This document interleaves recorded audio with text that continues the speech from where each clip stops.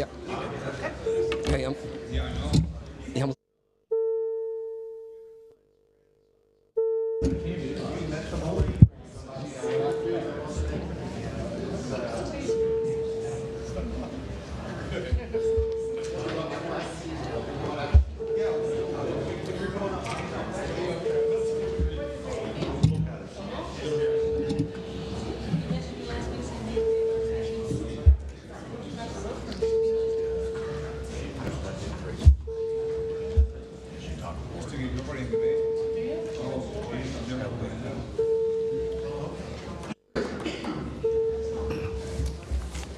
Order, please.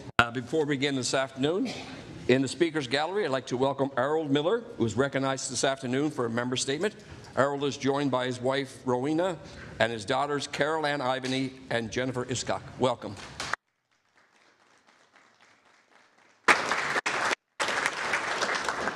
Also in the public gallery, I'd like to welcome good friend and former MHA, Honorable Brian Moore.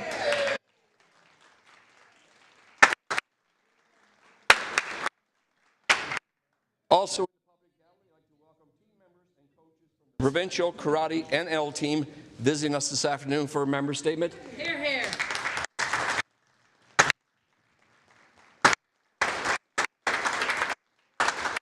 They also advised me if I need further backup, they'll be willing to come down. So, welcome this afternoon. Today we'll hear statements by the honourable members for Cape St. Francis, Waterford Valley, Bayvert Green Bay, Windsor Lake, Bonavista, and St. John's Centre Whitleave. The Honourable, the member of Cape St. Francis. Thank you, Speaker. I rise today to recognise an outstanding individual who has been dedicated to the service of others in my district, Mrs. Madonna Galway. Madonna and her late husband, Leo, started the food bank in Torbay 28 years ago, only stepping down as president of the North East Avalon Food Bank in November of last year on her 78th birthday. Embracing kindness as a guiding principle, Madonna was endless with empathy, understanding and commitment to uplifting others through helping reduce hunger in families. Her name is synonymous with a community volunteer, as she loved to answer the call from those in need, creating a lasting impact on the thousands of people that she has helped. Campaigning, fundraising and lobbying for 28 years to keep the doors open, helping keeping food on the table through food hamper distribution was her mission. Organizing and facilitating the countless hamper distributions, ensuring the shelves were filled, accepting food and monetary donations, while serving the communities on the Killick coast was always done with kindness and respect. Speaker, I ask my colleagues of this 50th General Assembly to join me in thanking Madonna Galway for her years of service, commitment and engagement to community. It is certainly appreciated by many. Thank you.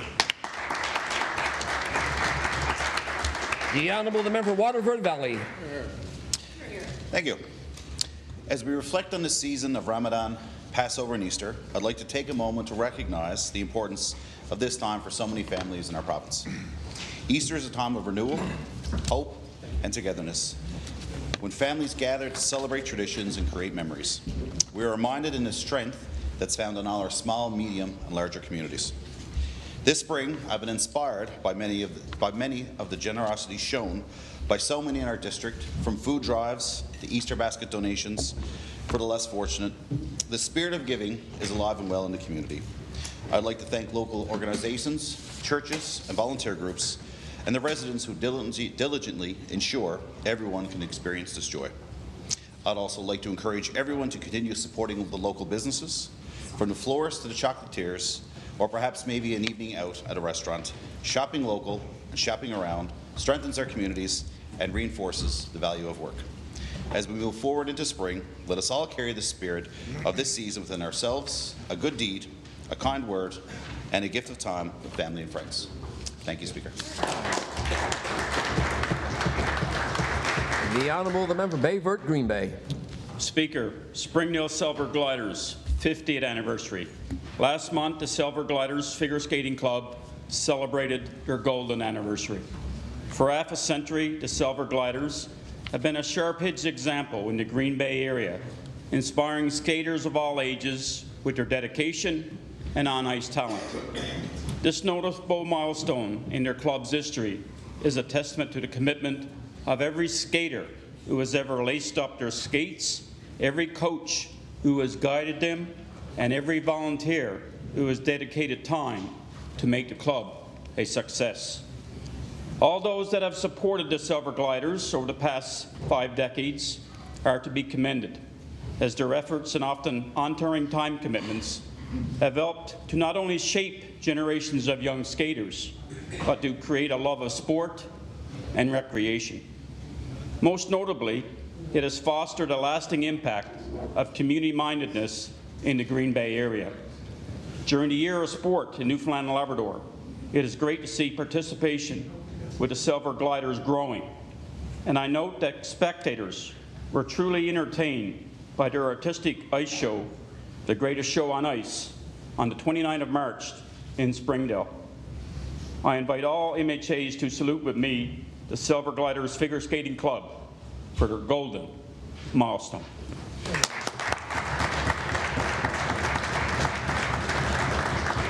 The Honourable Member for Windsor Lake. Thank you, Speaker.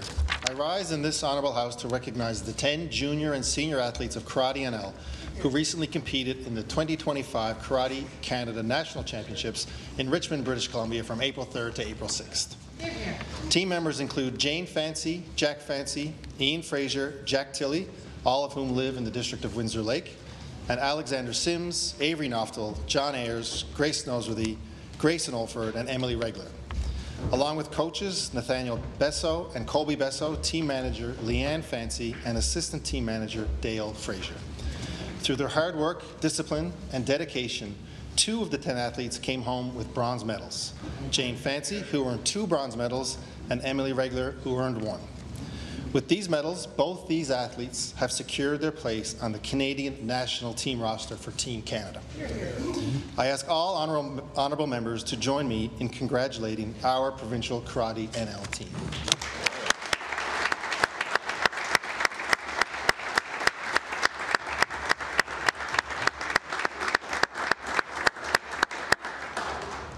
The Honourable Member for Bonavista Vista.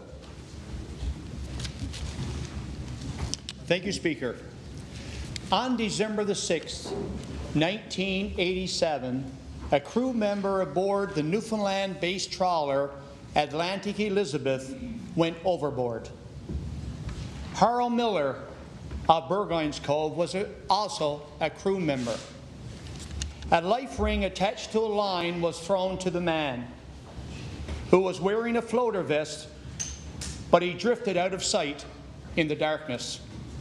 The vessel came about, located him with searchlights, and the crew threw him another life ring, which he was able to grasp. Aware that the man was losing consciousness in the cold water, Harold dove in and swam to his aid. He reached the now unconscious man and, holding his head above water in the heavy seas, brought him alongside the vessel.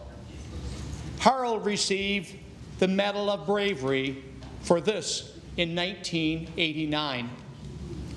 Remarkably, in 1981, Harold received the Cross of Valor, the highest civilian honor to recognize bravery in Canada. With the late Martin Sevier, both were honored for saving the lives of 12 crew members on a trawler, trapped in strong seas, heavily iced over, in imminent danger of capsizing. This occurred in November 1978, 13 kilometers from Nain, Labrador, while battling 1.5-meter waves in a 6-meter motorboat. I asked the members of the 50th House of Assembly to join me in celebrating the courage and bravery of Harold Miller.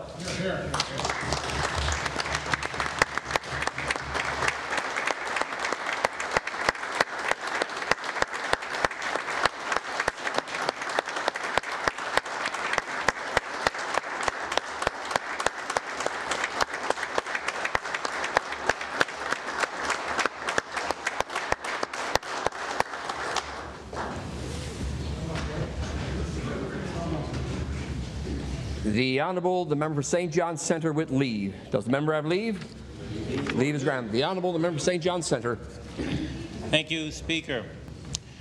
Newborn Lander is more than a children's clothing store. It's a social enterprise dedicated to sustainable, high-quality, locally made clothing for children that's rooted in Costanza Safatle's commitment to social justice, empowerment, and community.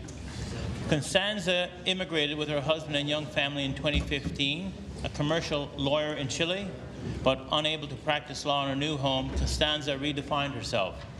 From sewing clothing for her children, she started Newborn Lander as a social enterprise in 2017, making baby accessories and providing meaningful employment for immigrant women.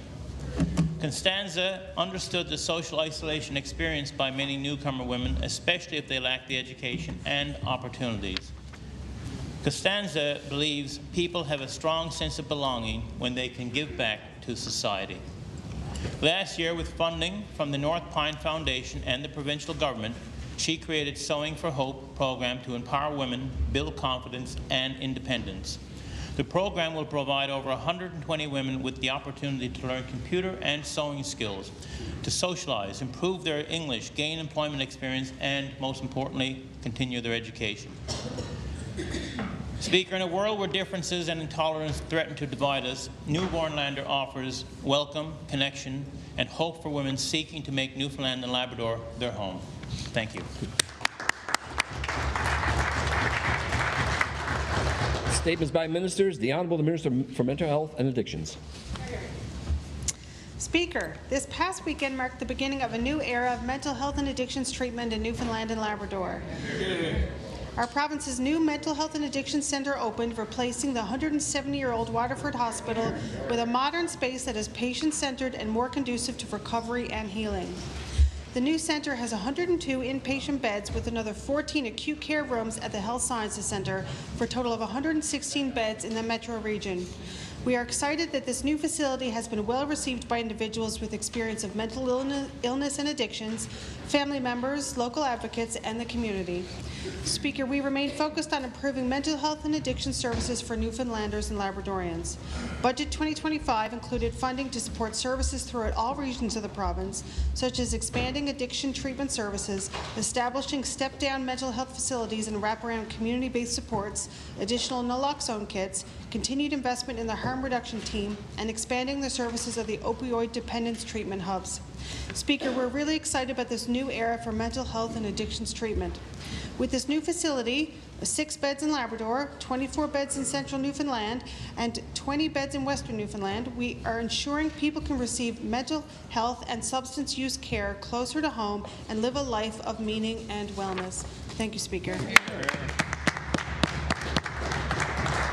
The Honourable the member Conception Bay South. Thank you, Speaker. I'd like to thank the Minister of advance copy of her statement. Speaker, the opening of the mental health and addiction facility is a welcome step. Without taking the other necessary steps forward improving healthcare delivery in this province, it's just a new building. This year's recycled budget is filled with bricks and mortar but lacks retention and human resource planning. Missing the mark on initiatives which would ensure that mental health and addiction services operate smoothly. Speaker, the people of this province both need and deserve action which will improve conditions, not just flashy new buildings. Unfortunately, government does not share the same belief as we do. Thank you. The Honourable the Leader of the Third Party.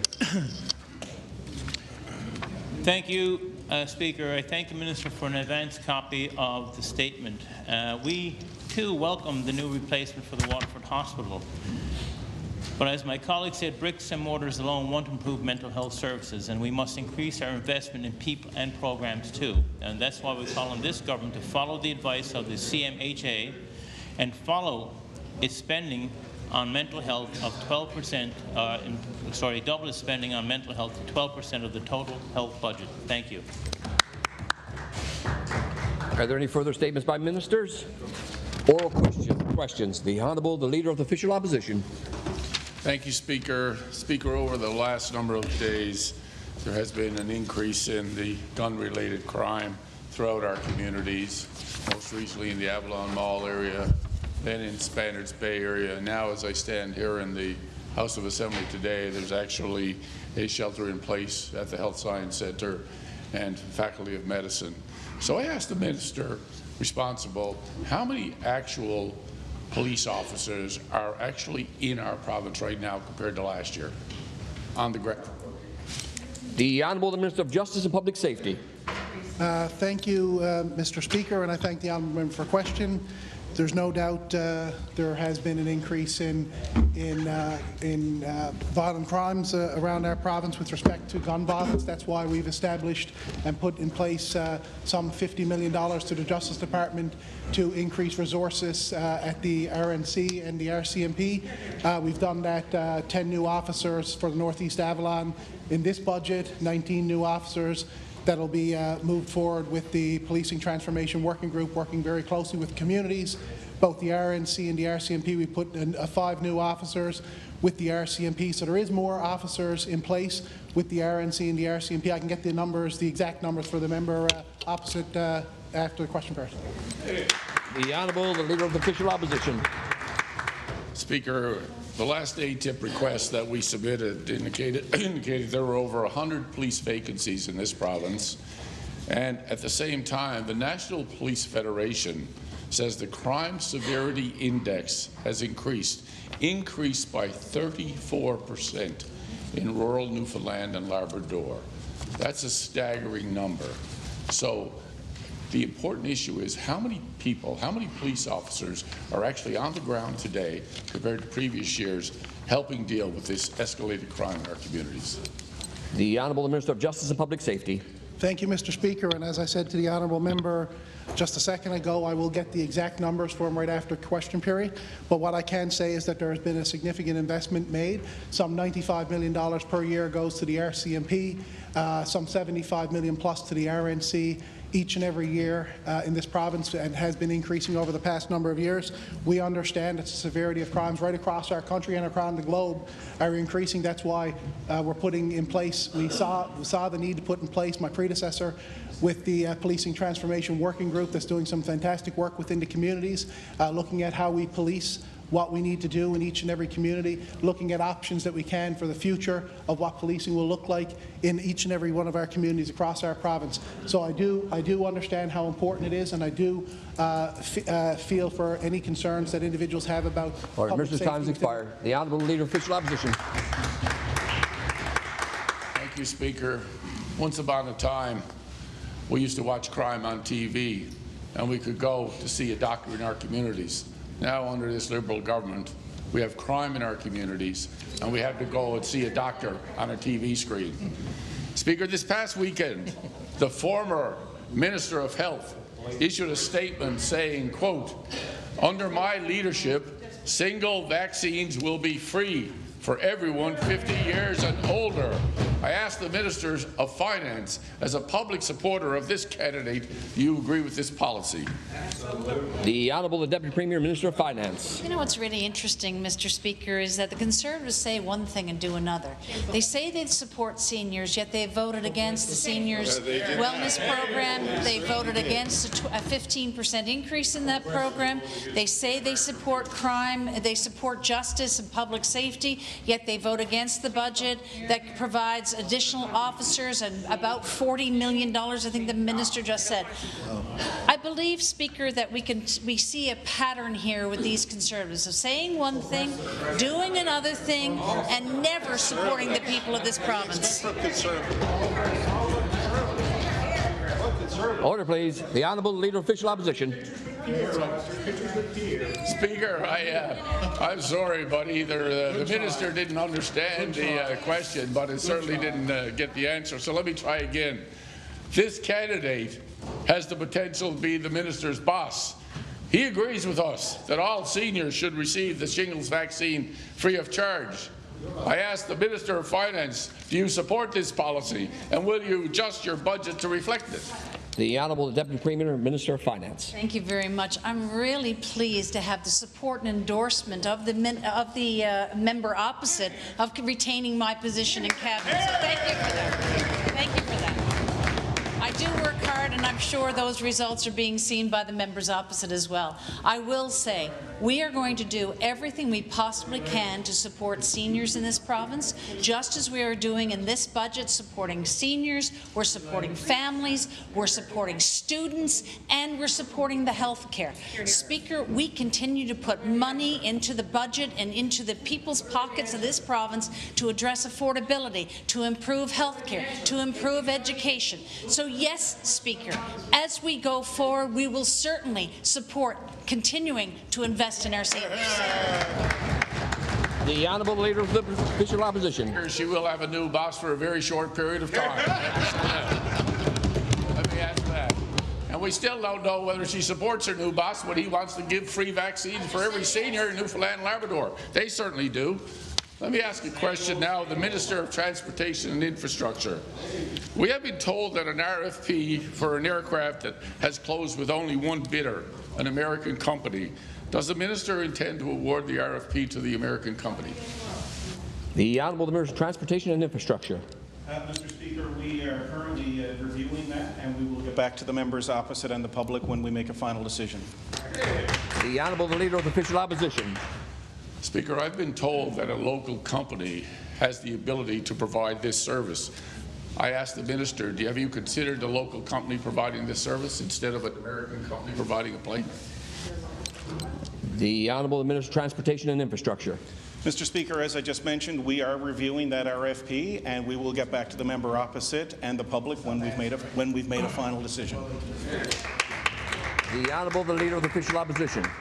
Again, I'll ask the question again, Speaker. I asked the Minister, will he consider, in this time of tariffs, using a local company that has said they can provide this service instead of purchasing an aircraft from the United States?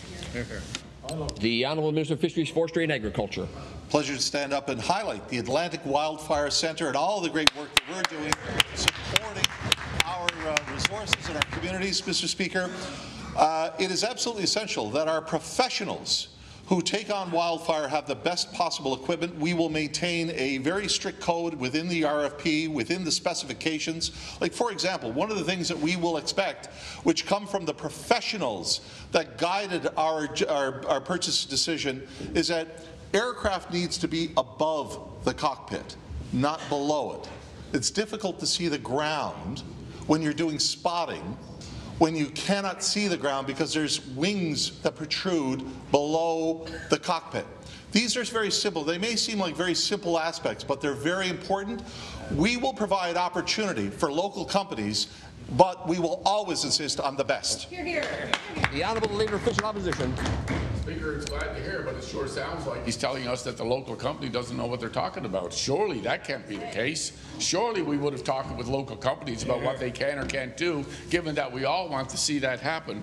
Let me ask the Minister responsible for procurement another one. On March 31st, TechNL, the Board of Trade, Ecodex, and the Manufacturers and Exporters Association wrote a letter asking for important changes to Newfoundland and Labrador's public procurement policies to promote local businesses and stimulate economic growth across sectors.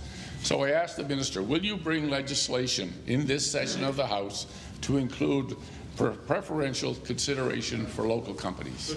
The Honourable Minister responsible for Public Procurement Agency. To begin with the preamble, Mr. Speaker, the experts, the professionals that we do respond to are the very same people who guided us successfully through one of the worst wildfire seasons we've ever seen, not only this past year, but the years before that. They're the ones that put together the RFP.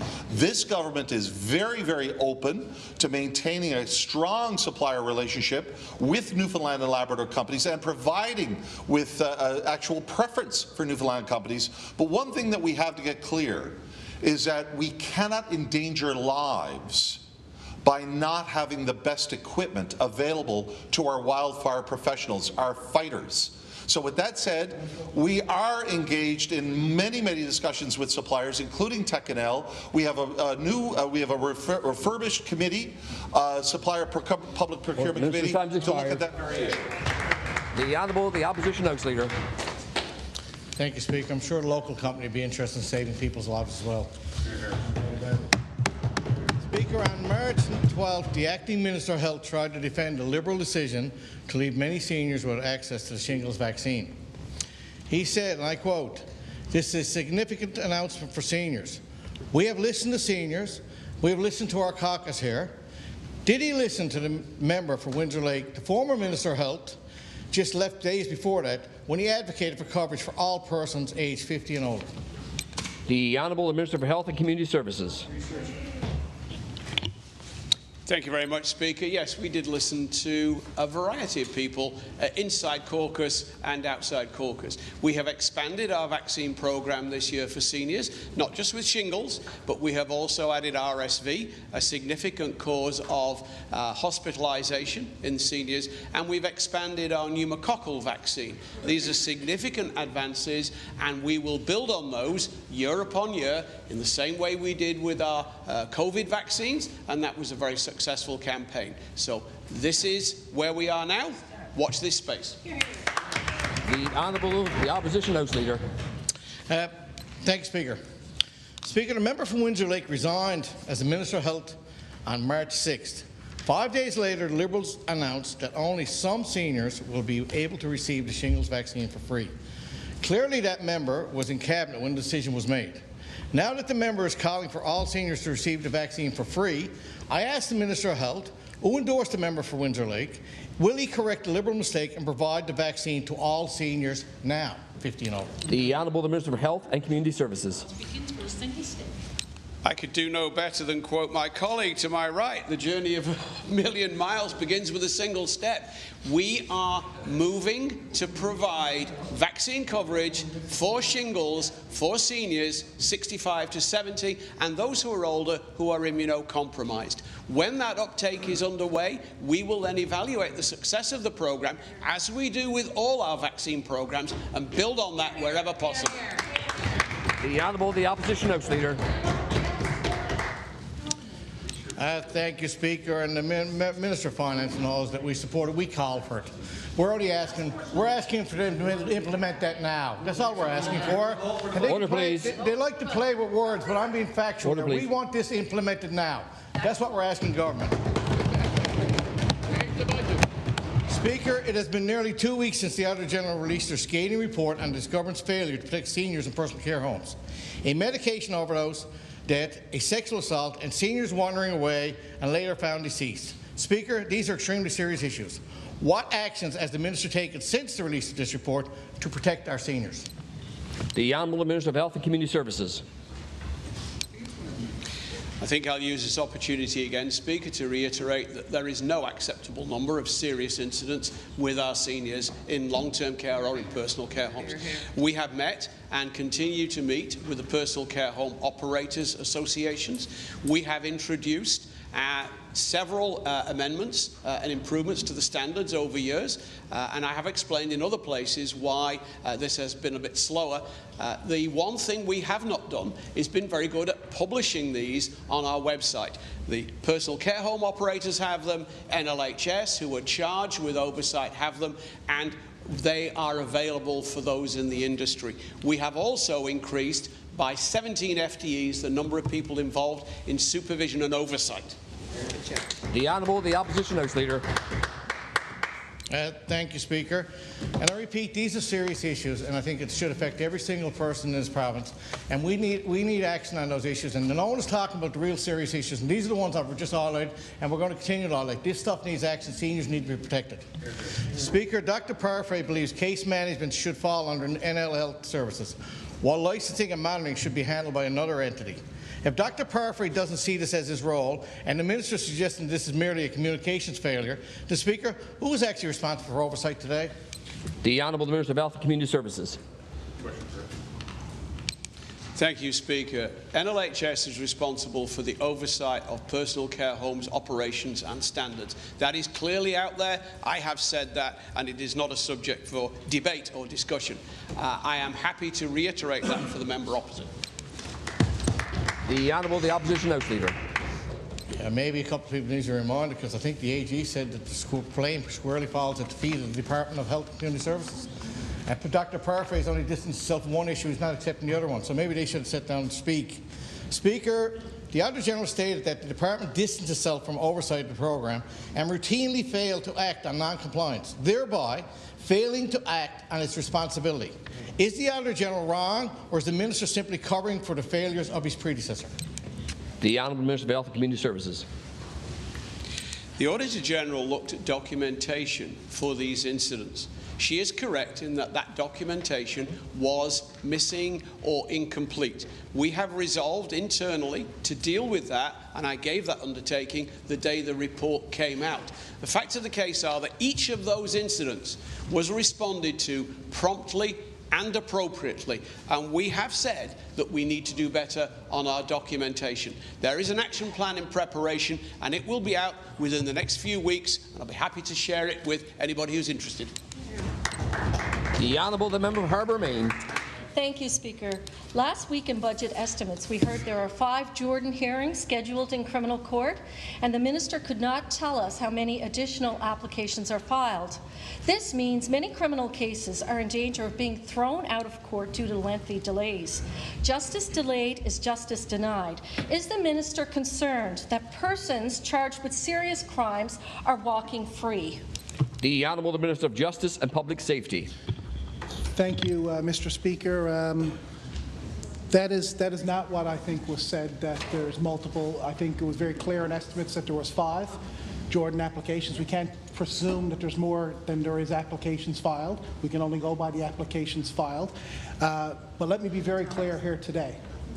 One person that finds a way around something because of an application, that's a problem for me. We want to make sure that that doesn't happen. We want to make sure that justice is received timely, as fast as we can. That's why we've made significant investments in Crown attorneys this budget year and for the next 3 years to come, because we want to make sure that those applications become fewer and fewer to the point at which we don't have any.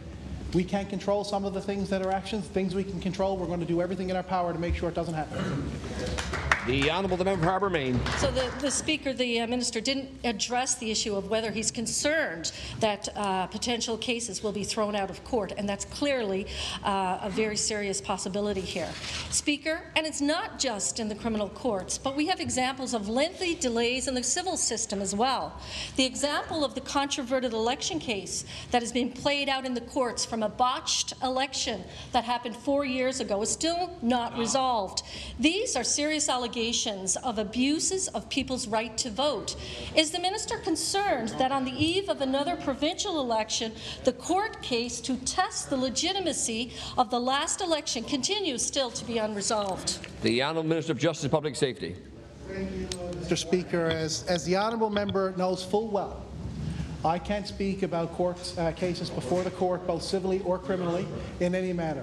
If the Honourable Member wants to interfere in an independent process of the judiciary, she can move to the United States and occupy the White House. The Honourable, the Member of Harbour Main. And I would hope that the Minister of Justice realizes that he's responsible for the administration of justice, which involves court delays. But yet, he maintains he is not responsible here. Sad. Speaker, we have heard that 2 doctors have resigned and 2 have given public notice of their resignation from Carbonair General Hospital. When will this government take real action to stabilize the internal medicine program and ensure patients aren't left waiting 17 hours or more in the ER due to a shortage of doctors? The Honourable, the Member for Minister of Justice and Public Safety. The Honourable Member is well aware that we do not interfere in the independent judiciary. They set the parameters on which we govern ourselves from a justice perspective. There's 3 independent branches within the society in which we live in. We cannot dictate to the judiciary what they're going to do, how fast they're going to be able to move. We give them the resources. It's in their purview to do that. That's exactly what we're going to continue to focus on. We will make sure that we provide as much resources as we possibly can, given the financial constraints that we are within, as any government would be in. We're going to continue to make those investments along that whole justice continuum that we all face for the people that we all represent in this House of Assembly. The The Honourable Member for Harbour Main. I'll ask the question to the Minister of Health again. We have heard that 2 doctors have resigned and 2 doctors have given public notice of their resignations from Carbonear General Hospital. When will this government take real action to stabilize the internal medicine program and ensure patients aren't left waiting 17 hours or more in the ER due to a shortage of doctors? The Honourable Minister of Health and Community Services. Thank you, Speaker. 140, that's the number of doctors we have recruited in the last 12 to 18 months. The member opposite raises an important point. Internal medicine in this province, indeed in Canada, is a discipline in need of support. We have moved to do that. We have got our internal medicine residency program here back on track. It wasn't, and that's been addressed. In terms of go forward, we're looking at who is available from internal medicine at the end of May. That's when CARMS, the Canadian Resident Matching Service, graduates come off the end of their program. We will continue to recruit specifically for internal medicine. Thank you.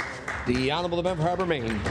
Speaker, the Minister is talking about recruitment. My question is talking about retention. Why are doctors continuing to leave Carbonear General Hospital? Doctors are leaving, ER wait times are going up. They need to have a plan to stabilize the internal medicine program. This affects many people and many patients, many of my constituents in the District of Harbour Main. So I want to know, why are doctors continuing to leave, and why can't you keep them there? The Honourable Minister of Health and Community Services. Thank you very much, Speaker. Recruitment and retention do go hand in hand. The member opposite is correct. We have the most generous package in Canada for family doctors and physicians in general for recruitment and retention. We concentrate on both. In terms of why a physician might choose to leave a community, we have looked at and are continuing to do exit interviews where possible so we can learn from the challenges that these individuals face. But the facts of the case are that historically a significant number of physicians in this province have always left, and physician mobility across Canada is important. We have benefited from those who come from other places. The Honourable Member for Bonavista.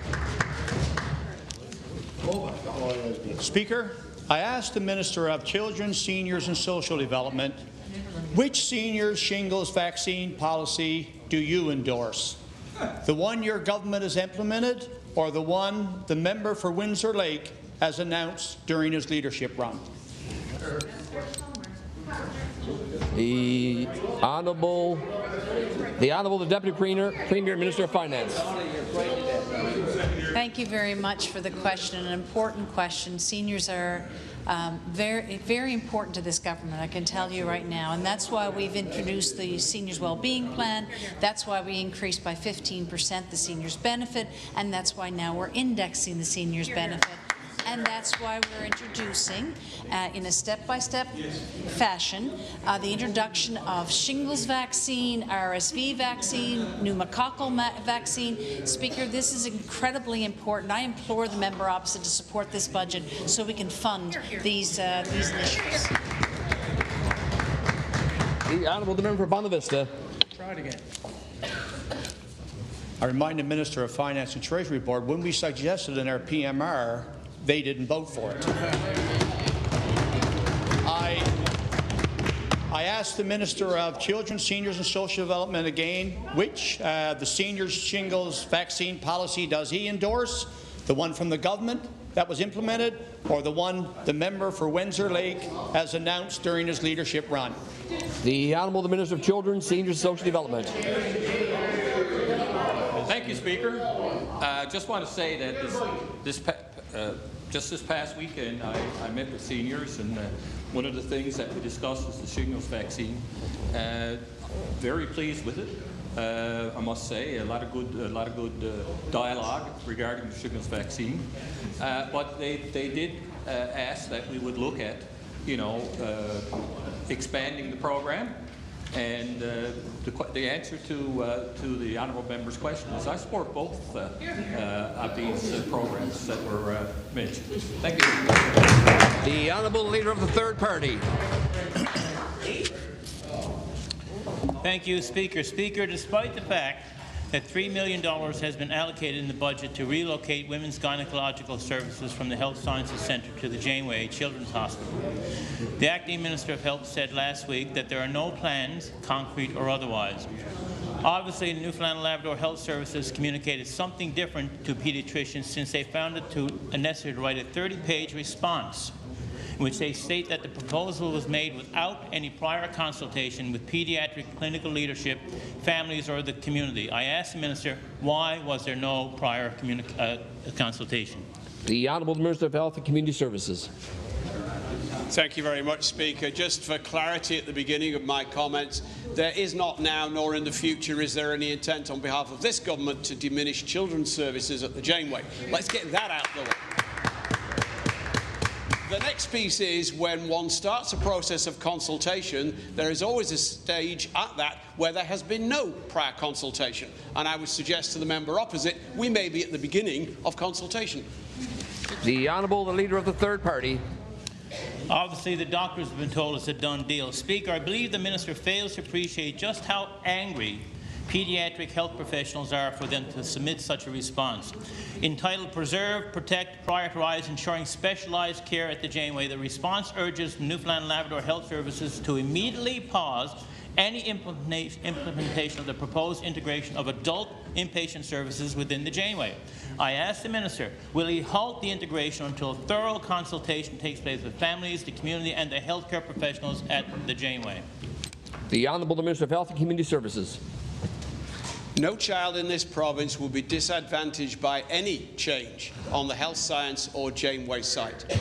I would congratulate Dr. Parfrey on having the diligence and the nerve to deal with the fact that at one end of a corridor, 40% of the beds are empty, and at the other end, 110% of them are occupied. That needs to be resolved, and this is a start, the start of doing something about it. The Honourable Member Labrador West. Thank you, Speaker. Speaker, signing on to the federal pharmacare program would bring millions of dollars into our province to help cover the costs of diabetic medications and devices for the 1 in 3 people in our province who are living with diabetes or pre-diabetes. Meanwhile, the government continues to sit on the sidelines, leaving much needed federal money on the table. So I asked the Minister, why hasn't this government refused to sign on to the National Pharmacare Program? The Honourable Minister of Health and Community Services. Thank you, Speaker. There is effectively a caretaker government in Ottawa, and therefore, in fact, there is no organisation, body or individual with whom we can sign a deal. We are ready. We are happy to have federal dollars in healthcare, whether it's for pharmacare or indeed for anything else. And certainly, I think there's a significant benefit to the people of this province from signing on when this programme gets rebooted with the new government. The Honourable Member for Labrador West.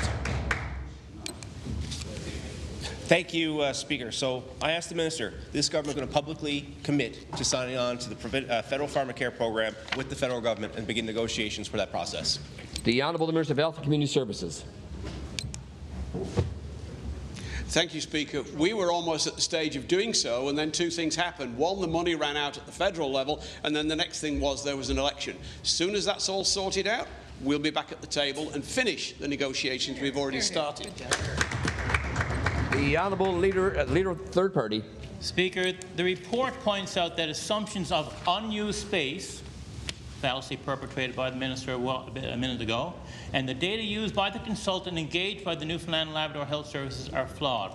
A 25% increase to Children's Rehabilitation Clinic, over 80,000 outpatient appointments in 2024, regular diversions faced by the Pediatric Intensive Care Unit, and disruptions to procedures combined with NL having the highest rate of medically complex in children indicate that the space at the Janeway is not sitting idle. I asked the Minister, will government invest in the Janeway to expand the pediatric services and to add on space to the health sciences to house adult gynecological services? The Honourable Minister of Health and Community Services. I'm not sure what the member opposite is referring to in terms of data. The data I am referring to is bed occupancy from the patient registration system at the Janeway and Health Science Centre. And for the member opposite's benefit, the ICU at the Janeway reached peak capacity during COVID. It has not done so since.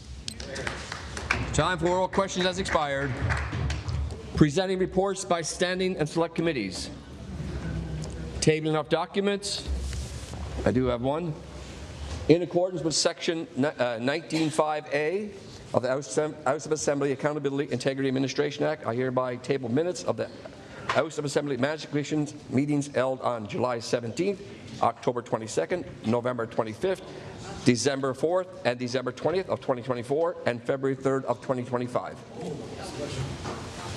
Are there any further tabling of documents? Notices of motions. Answer to questions which notice has been given. Petitions. The Honourable, the member from Central West Bellevue. Thank you, Speaker. The background to this petition is as follows. Whereas there has not been any significant improvements in Wi-Fi and cell service throughout the district of Central West Bellevue for 10 years. Therefore, we petition the Honourable House of Assembly as follows. We, the undersigned, call upon the House of Assembly to urge the Government of Newfoundland and Labrador to formulate a plan to improve Wi-Fi and cell service issues throughout the district of Central West Bellevue, affecting fire and emergency services, tourism, business, medical services, and personal use that does not meet today's standards and expectations. I've presented this petition several times, and I presented on behalf of the people of the Central West Bellevue, which it affects deeply. But I know it also affects everybody else in rural Newfoundland, because when we look at telehealth and we look at business and industry, when it comes to fire and emergency services and when it comes to tourism, we're so far behind the rest of the world that is really significantly impacting those services. But when we look at personal use, we're really 30 years behind the rest of the world when it comes to our households being developed. I mean, to know that we can't have any significant connection, I guess, to the World Wide Web and everything like that, like these are significant repercussions to people's lives. This is almost like, I think, to be quite honest, we should move Wi-Fi and cell service into being an essential service, because today's day and age, we can't live without it, but not having it is making us so deficient as a society. It's just unbelievable. So I call upon the government of the day to make significant improvements and significant investments and speak to the companies that provide these services to make sure that Newfoundland and Labrador is finally getting the services to be brought up to 2025. Thank you very much, Speaker.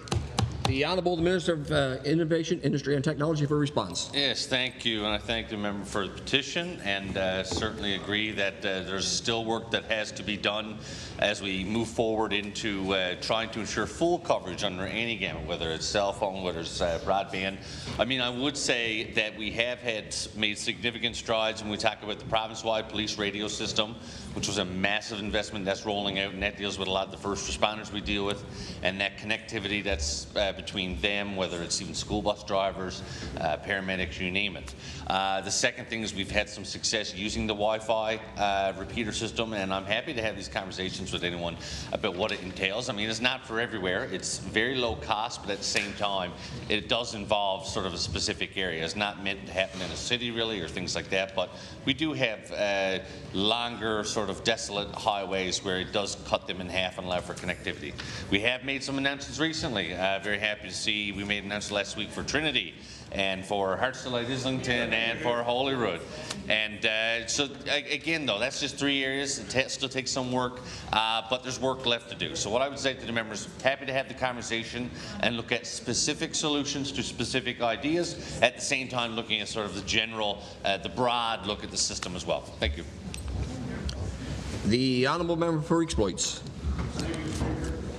Exploits District has seen increased speeding and ATV activity in the area, causing safety issues for residents in their communities. Therefore, we petition the Honourable House of Assembly. We the undersigned call upon the House of Assembly to encourage government of Newfoundland and Labrador to increase enforcement in the district to provide adequate safety and protection to our residents. Speaker, I've presented this petition before.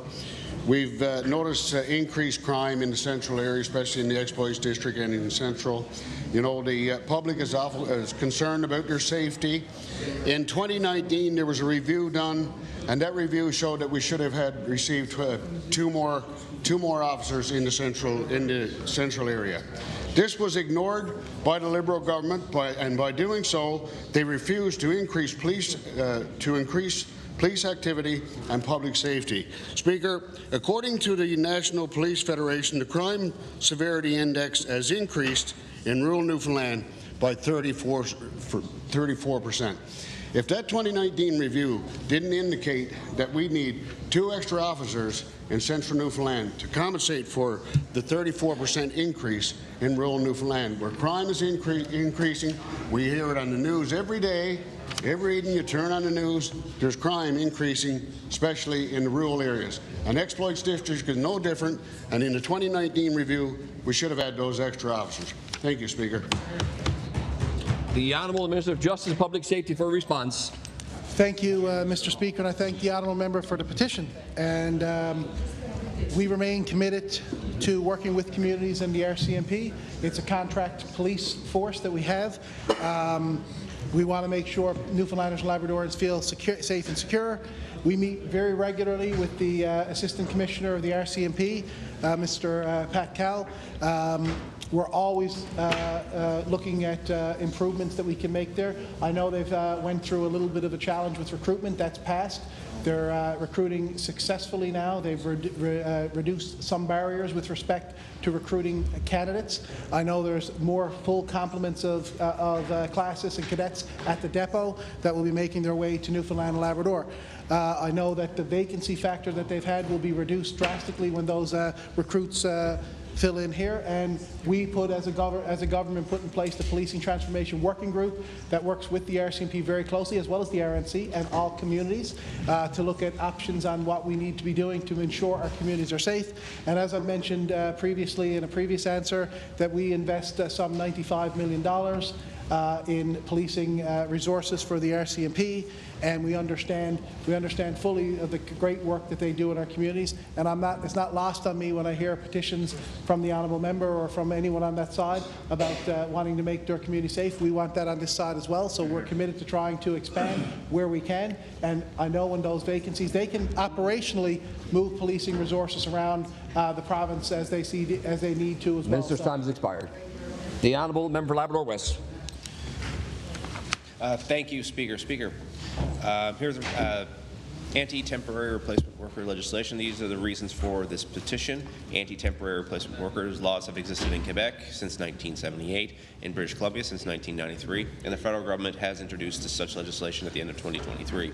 The use of temporary replacement workers during a strike or a lockout is damaging to the social fabric of the community, the local economy, and the well-being of residents. Anti-temporary replacement worker legislation has been shown to reduce the lengthiness and divisiveness of labour disputes. Since 2015, the right to strike has been clearly protected under the Canadian Charter of Rights and Freedoms because it helps stabilize the power imbalance between workers and employers, and the use of temporary replacement workers undermines that right. Therefore, we, the undersigned, call upon the House of the Government to urge the government to enact legislation banning the use of temporary replacement workers during a strike or lockout. Once again, I bring this forward on behalf of the residents of Labrador West, who have continued to pass this petition into me, who continue to advocate that such legislation be brought in.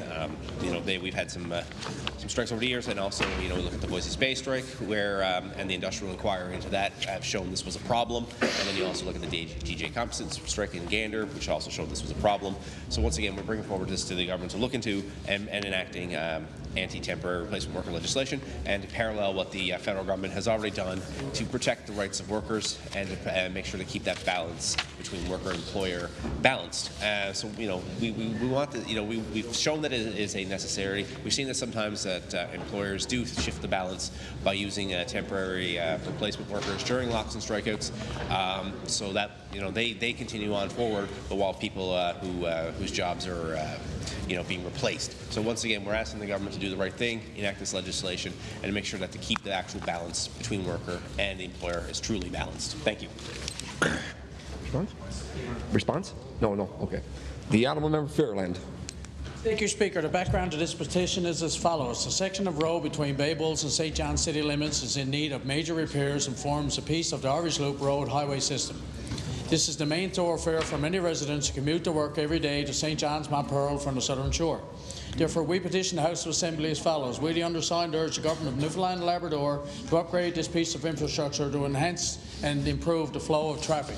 Speaker, I've done this petition on a few occasions as well, and just only over the weekend I was at an event and I spoke to one of the drivers that clears the highways, and it's really dangerous. When they're ploughing the highways with the flyers that they use, the plough obviously is going along the middle of the road, and the road is really rutted.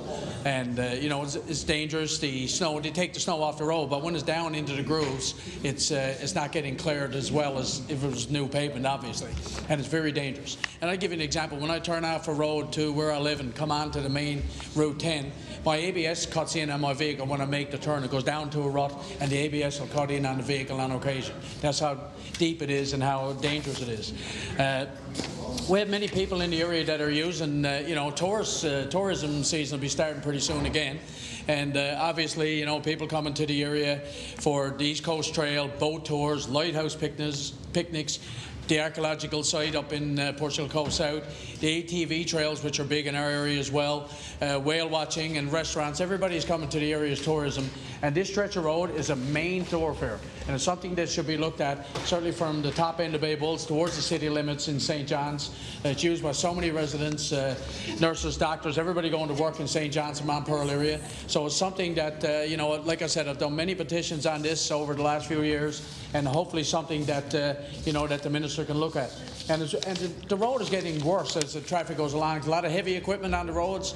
Get some complaints from motorcyclists in the area as well. It's hard. So when you're driving along, do you try to ride along in the middle of that section of road, or do you get down into the groove of the road, or do you go on the inside of the pavement, or do you go on to the outside towards the yellow line? So it's very dangerous. Again, with people towing trailers and campers and just regular trailers. I had a crab fisherman the other day that said the same thing, trying to tow his trailer, and if they lose a little bit of movement or make a little bit of movement with their trailer, out it goes over the, and it throws the trailer way off. It goes out over the yellow line, or it sort of throws them off. So it's something hopefully the Minister can look at, and certainly have a look at in the budget again and keep it on the list. Thank you very much. Orders of the day. The Honourable Government House Leader. Thank you, Speaker. I call from the order paper motion 8. The Honourable Government House Leader. Speaker, I move, seconded by the Deputy Government House Leader, that notwithstanding Standing Order 63, this House shall not proceed with Private Members' Day on Wednesday, April 16th, but instead shall meet at 2 p.m. on that day for routine proceedings and the conduct of government business. Is it the pleasure of the House to adopt the motion? All those in favour? Aye. All those against? Motion carried. The Honourable Government House Leader. Thank you, Speaker. Now from the order paper motion 9. I move, seconded by the Deputy Government House Leader, that notwithstanding Standing Order 8, subsection 3B, at the conclusion of proceedings on Wednesday, April 16th, that this House do adjourn to Monday, May 12, 2025. And is it the pleasure of the House to adopt the motion? All those in favour? Aye. All those against? Motion carried. The Honourable Government House Leader. Thank you, Speaker. I call from the order paper motion number 4. Speaker, I move, seconded by the Minister of Fisheries, Forestry and Agriculture, for leave to introduce a bill entitled an Act to amend the Fishing Industry Collective Bargaining Act number 3, Bill number 111, and I further move that the said bill be now read a first time. Good. It is moved and seconded that the Government House leader shall have leave to introduce Bill number 111, the Fishery Industry Collective Bargaining Act number 3, and that the said bill be now read a first time. Is it pleasure of the House to adopt the motion? All those in favour? Yes. All those against? Motion carried. A bill, an act to amend the Fishing Industry Collective Bargaining Act number 3, Bill 111. This bill has now been read a first time. When should the said bill be read a second time? Tomorrow, the Honourable Government House Leader.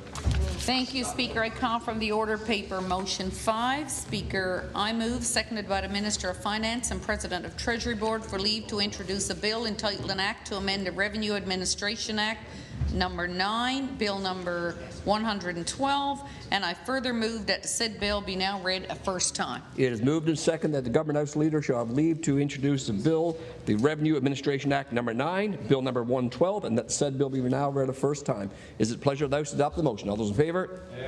All those against? Motion carried. A bill, an act to amend the Revenue Administration Act number 9, Bill 112. This bill has now been read a first time, which of the said bill will be read a second time.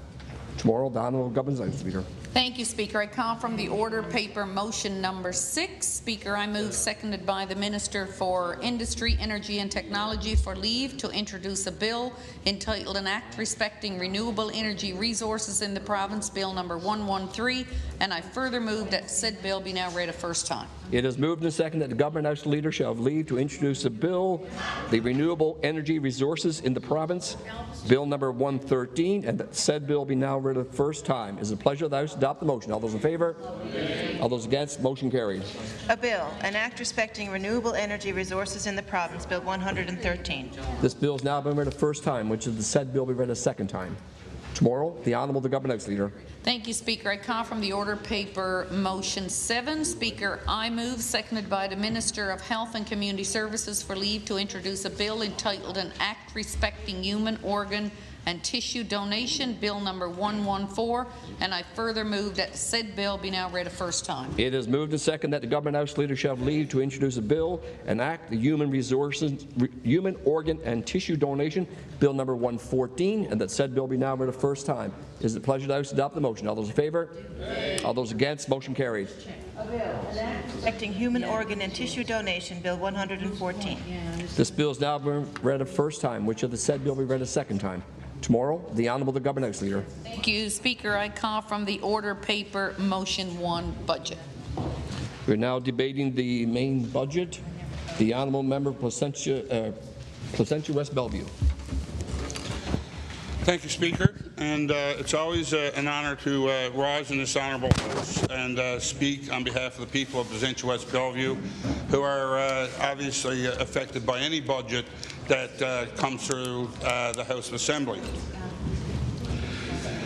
The first thing I want to touch on, Speaker, is the fact that in our budget that's just been presented here recently in the House of Assembly, really doesn't go far enough for the things that people had requested or asked for, I guess. And it wasn't just over the last cycle, I guess, of budget tax or anything like that. It's been going on for 5 years of budget cycle tax, and in this budget I was very disappointed that while we have advocated on this side to implement a disabilities advocate, the other side doesn't see it as a priority, I guess, because it's not mentioned again in the budget this year. You know, the Minister of CSSD has a mandate letter to implement a disabilities advocate, and I think we, as the official opposition, were very instrumental in replacing the Child and Youth Advocate, which is a great office that helps our youth and our children throughout the province, whether they're in care or to make sure that their rights are not violated. And the office is working really well, and I commend the Office of the Child and Youth Advocate. We also very much promoted the fact that we needed a seniors advocate, and we were very instrumental, I think, as official opposition in helping get that implemented as well.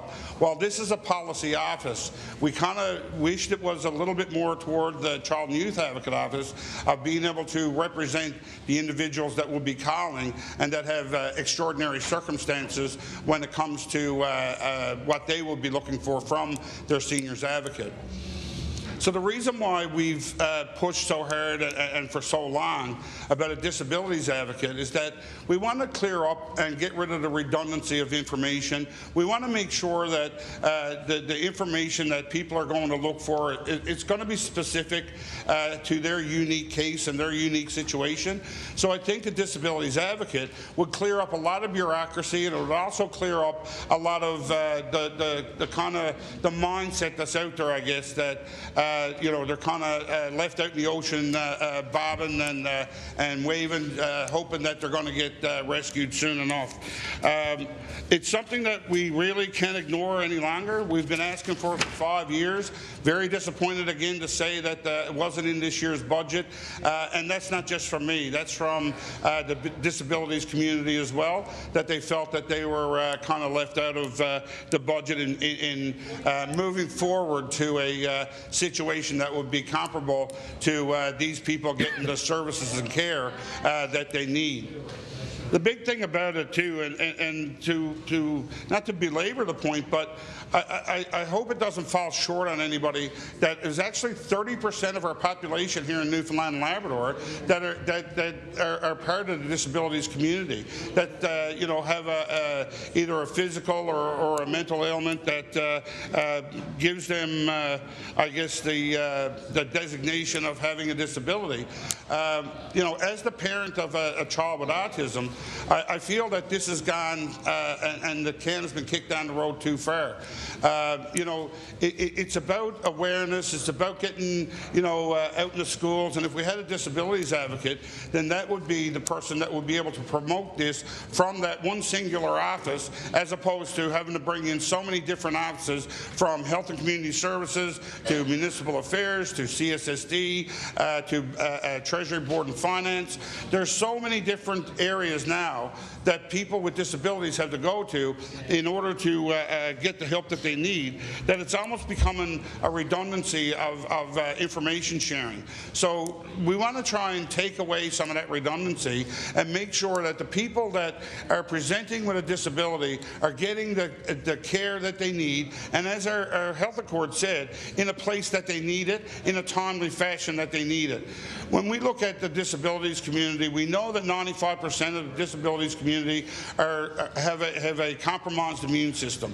Therefore, there are special needs that when they're presenting at a hospital, sitting in a waiting room for 15 to 16 hours is not conducive to their health, because they might be susceptible with an immunocompromised situation. They might be susceptible to picking up something that's actually airborne in the emergency room, and therefore, you know, picking up something that they didn't go in looking for, but they went in to try and get help with, you know, their disability. So I think that it's high time, I guess, that you know, the government look at the fact that we establish a disabilities advocate and make sure that that office is supported on behalf of the people of the disabilities community, which makes up 30% of our population, and on behalf of the people of my district and the province, and as a parent of a child with a disability, I would ask that this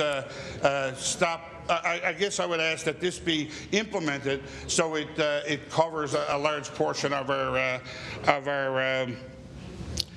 population that present with different abilities or disabilities, depending on the unique case. The next thing I want to have a look at with our budget affects everybody in the province, but it affects our seniors a little bit more. And that's the Provincial Home Repair Program.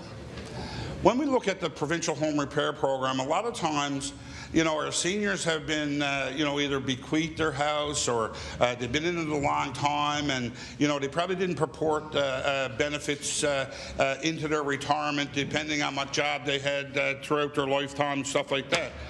But the Provincial Home Repair Program gives them an opportunity to make significant repairs to their house so that they're not living in a compromised situation like a leaky roof or needing of an oil tank or anything like that. But I think the problem with the program is that it hasn't been expanded in a long time, and therefore the thresholds are really not conducive to the situation today that people would find themselves in financially. I think the thing is that if we move the threshold to a higher limit, it would get more people the opportunity to be able to avail of the program and get the repairs done to their homes prior to going into winter or anything like that. You know, and then based on you know, the amount of times that they used the program or what they had to use the program for, there should be probably a couple of different sections where one is about home repairs, and then the other section will be about emergency home repairs that can't go ignored, like a leaky roof or you know, mold or anything like that they find themselves in to no cause of their own, but to the fact that, you know, this is the living conditions that they find themselves in because they can't do repairs to their home, which is very unfortunate because that's what the program is meant to do, and we're kind of coming up a little bit short on that because we're not moving the thresholds, and the amount of people that are over the threshold now with you know, these little increments, I guess, that are improving their amount of money coming in, while that might increase, you know, taking on that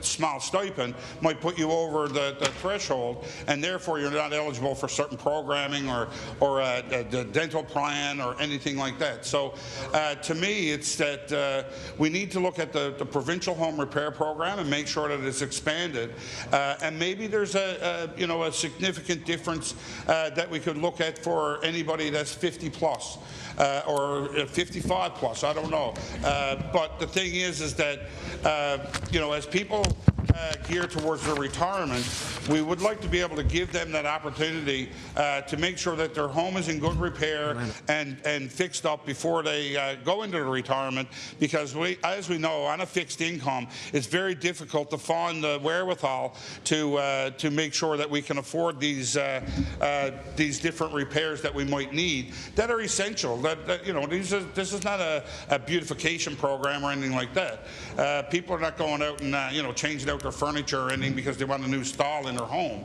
They're going out and they're utilizing this program because otherwise they're not able to get a loan from the bank, or if they do get a loan from the bank, it's significantly more interest on it to do the repairs and to repay the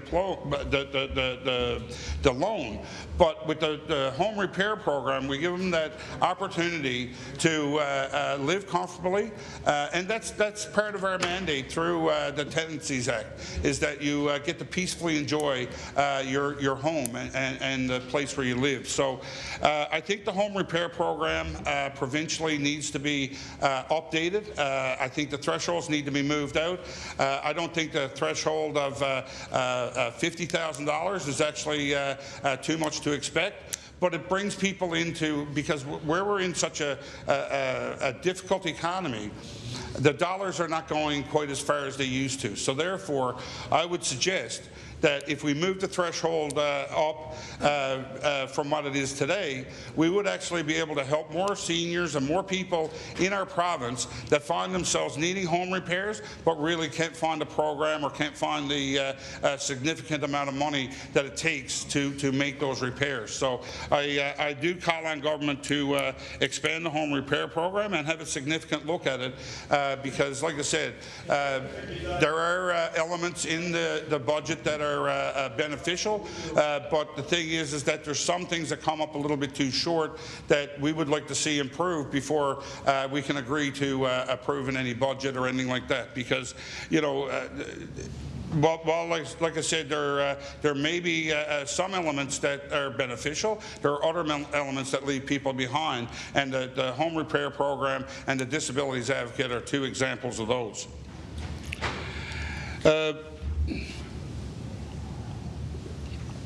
Here in the House today, I presented a petition about Wi-Fi and cell service, which, again, it's an announcement. I don't see any real meat on the bone, we'll say, kind of thing for somebody to chew on.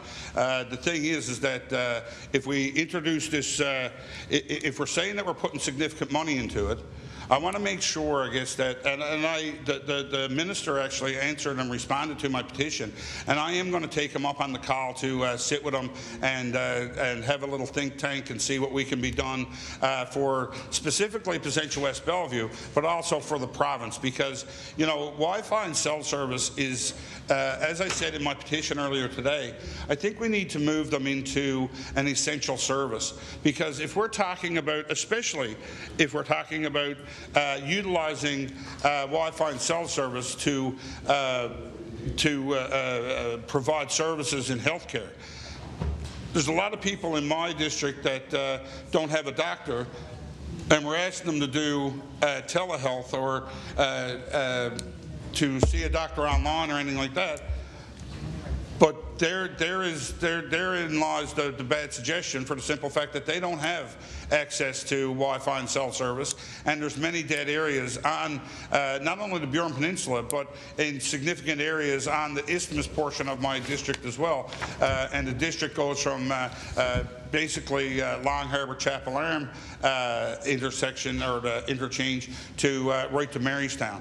And like I said, there's significant amount of dead spaces, which, like I said, most people had great access to Wi-Fi and cell service back in 1995, and we're here now in 2025, 30 years later, and you know, I still got a lady down in Brookside that got to stand up in the front window of her house just to download a picture of her grandkid. Today, I think that's beyond reprehensible, because that's not acceptable. Anywhere else in Canada is not acceptable, but apparently it's acceptable here, which I don't think is acceptable. But with that being said, you know, we had a talk today about you know, supporting our fire and emergency services. If we had improved Wi-Fi and cell service, then that significantly would improve the call times, the wait times, the arrival times, the rescue times. It would improve drastically everything in fire and emergency services.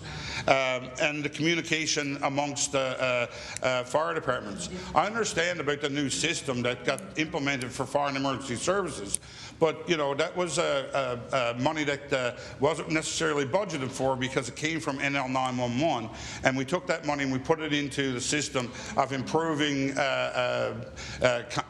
connectivity, I guess, or communications amongst our fire and emergency services and our you know, our paramedics and everybody. But that is, like I said, that's a good implementation, but we'd be able to do it. Everybody has the technology in their pocket. We'd be able to do it if we put up the cell towers and we had significant amount of service available. With it not being available now, we had to go to a different system, which, you know, it's working, but, you know, there was a few snags in the system, obviously, about essential calls and stuff like that going out to our fire departments, as opposed to, you know, it landing on the right person. So, you know, a lot of times when it comes to Wi-Fi and cell service, you know, two of the towers I think that are significantly impacted are health and community services, and also fire and emergency services, which are essential to everybody in the province. This is not, you know, a one-off, or we're trying to do something for this area or that area, or I'm asking for something special to Presidential West Bellevue that nobody else has in the province. That's not what we're asking for. We're just saying that, you know, we're looking at, I have a very industrial district, and when we have all that industry, it's also business and industry that are significantly impacted by that as well. Just for instance, I have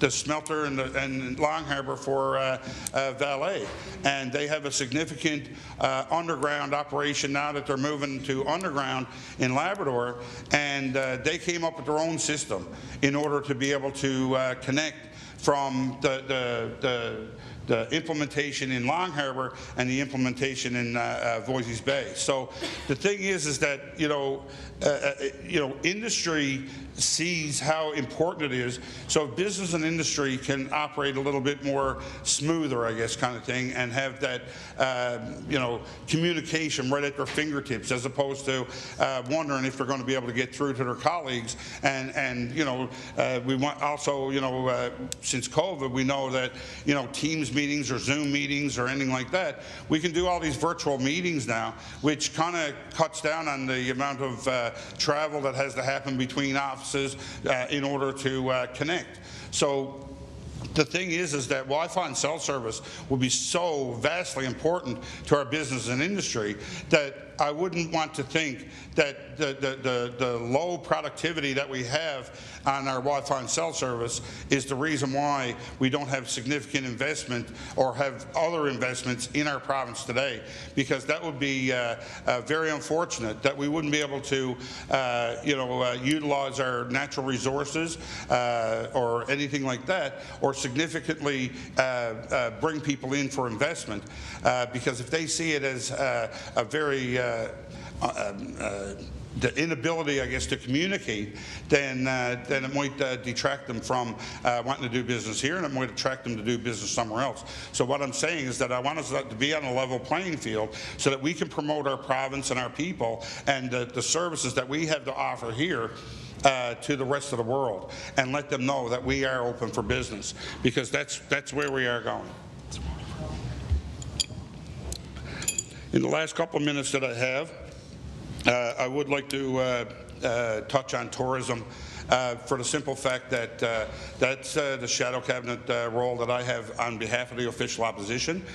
We just had estimates on Friday morning that went quite well, but it's due to the communication I think that we have between the official opposition and government in making sure that our voice is being heard and it's not being ignored. And I commend the minister and his staff for that, because when they present to us in estimates, we have to rely on that information. So therefore, it's very important that the information be accurate and that we can actually rely on the information. So.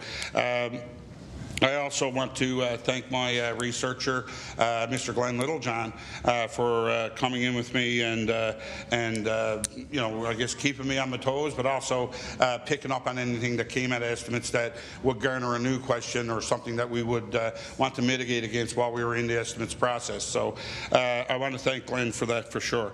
But like I said, when it comes to tourism, with Wi-Fi and cell service, I'll just touch on the fact that we have one of the most beautiful trails in Chance Cove, and if we had somebody come from Portugal that wanted to see that trail and they thought it was so beautiful, and you get it around the back of the trail out by Patrick's Cove, and it's almost like you're in Costa Rica. It's unbelievable. It's so beautiful.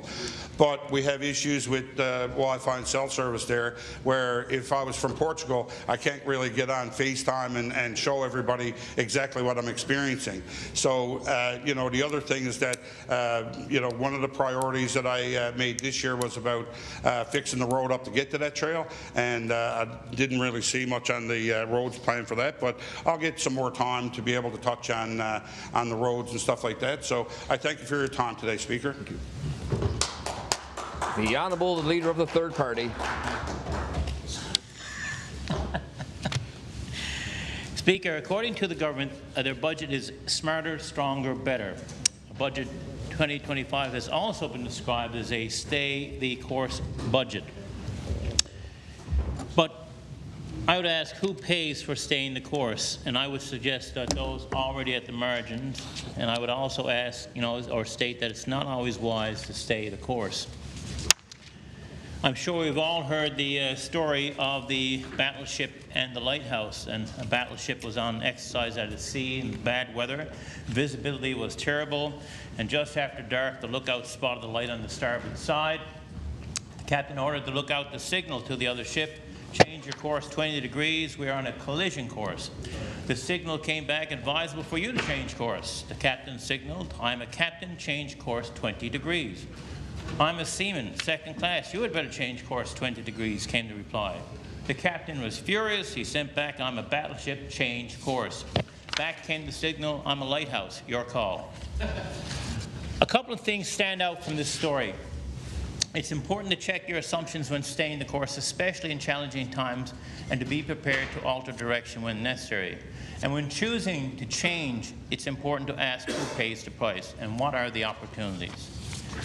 Budget speech states that to increase exploration and encourage discovery, beginning in 2026, we will invest $90 million over 3 years to advance an offshore exploration fund. Not the first that highly profitable oil companies received generous government handouts. During the pandemic, oil companies received over $600 million from federal and provincial government in the form of direct cash transfers and royalty cuts. In 2022, oil companies posted record profits. Now imagine what $90 million could do to advance the exploration of critical minerals in this province. Or the provincial Liberals could have invested this public money to enhance the well-being of the citizens of the province, remove the provincial portion of the HST from all forms of home heating, or from children's products for that matter. I believe we can do better. I do believe we do better when those around us are doing well. Before I was an MHA, I volunteered with the Society of St. Vincent de Paul and got to see the terrible conditions, the bed sitting rooms that many people lived in, especially, and this is most heart-wrenching, seniors who were supposed to be enjoying the so-called golden years. Staying the course regarding housing, what does that look like?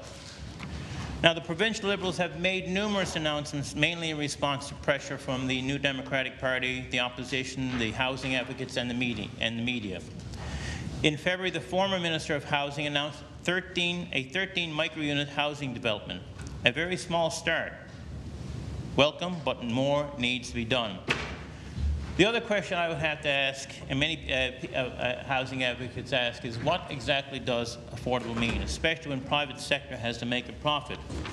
I can give you plenty of examples of REITs, these real estate income trusts, and other large landlords where the rents are going up in a year, each year, $40 to $160 a month. Those on fixed incomes can't afford it. Government offers increased rent subsidies, but what is the use if landlords simply increase their rents to capitalize on that extra money? It was something I clearly heard at the town hall we had with regards to the impact of increasing rents. The gentleman, for example, who's working 2 jobs as a home care worker to stay in the building he's in. People are paying a mortgage in rent, but ironically will never qualify for a mortgage. And I'll tell you this, personally, I'm tired of not being able to help people. People who are facing eviction because their house is being sold, or facing homelessness because rents are going up and there's nowhere for them to go. Now, there are many non-monetary solutions if government had the political will to do so. Rent and vacancy controls, the end of no-fault eviction, notices that such things that would stabilize housing. The concern is that it will discourage investment, but I will say it will discourage the organizations like REITs from buying up properties without adding to capacity and then jacking up rents. And it'll keep people from being evicted. We need more supportive housing. We need more non-market, community-based housing for deeply affordable housing, where the focus is on people and not profit. The added benefit, I would argue, is that the more we do that, we drive down rents for all. Government could enter into partnerships with the Cooperative Housing Association of Newfoundland and Labrador and others, set up land lease communities, land trusts, rent banks, organize tenant unions, for that matter, all of which would help the overall housing crisis. Now, despite the housing needs, $23 million was cut from the Newfoundland and Labrador Housing Corporation budget, when we should be finding ways to increase it. Livingstone Street is emblematic of the problems and where money needs to be invested. Now, since 2019, I've seen the houses in disrepair and getting worse, boarded up windows, vacant units, foam spray in to cover up the holes, plenty of examples, and these are people's homes. We've seen violence and crime there. I and others have been advocating for a community center. I've toured the neighborhood with a former Minister of CSSD, Minister Pike, and asked the question how to keep the difficult to house people from being evicted and to ensure the safety of the neighbors. Advocated for a budget to repair houses. In October 2023, fire destroys 106 to 108 Livingstone Street. Minister of Housing initiates a study with Thrive to finally address to assess the need for a community centre. Still no commitment as such. In July, I asked the Minister, at that time Speaker, about using that burnt-out building, renovating it, and turning it into a community centre, something that had been asked for. Then in November, government announces that it sold the land to a private developer. March 27th, another fire breaks out in a vacant unit, burns down 4 to 6 units there. I could have told you why that happened. Plenty of residents have made government aware of it. I wrote the minister, and then a few weeks ago, Newfoundland Labrador Housing announces plans to demolish the units. Now, I would like to know, and I will urge here, that they would, rather than sell to a private developer, rebuild or turn it over to a not-for-profit. Government says it's on a hill. I would argue it's not. It's on Livingston Street. That's level. Actually, there's 2 level entrances. You could make it into at least each one of those 2 units. Now, to the minister's credit, I've got to say she has committed to meet with the residents and with me, and to meet with Jordan, my colleague from Labrador West, and me on this. So I will commend her for that, because she has that interest. What does stay the course look like for education? Well, for the early childhood educators, Budget 2025 invests in operating grants, $10 a day, child care spaces, bursaries, and grants for ECE students. But nothing to address the sick leave, the pension and health benefits, pay, or working conditions. In other words, nothing really to address the retention piece. Anyone who has had to work with children, it's at once most rewarding and most challenging.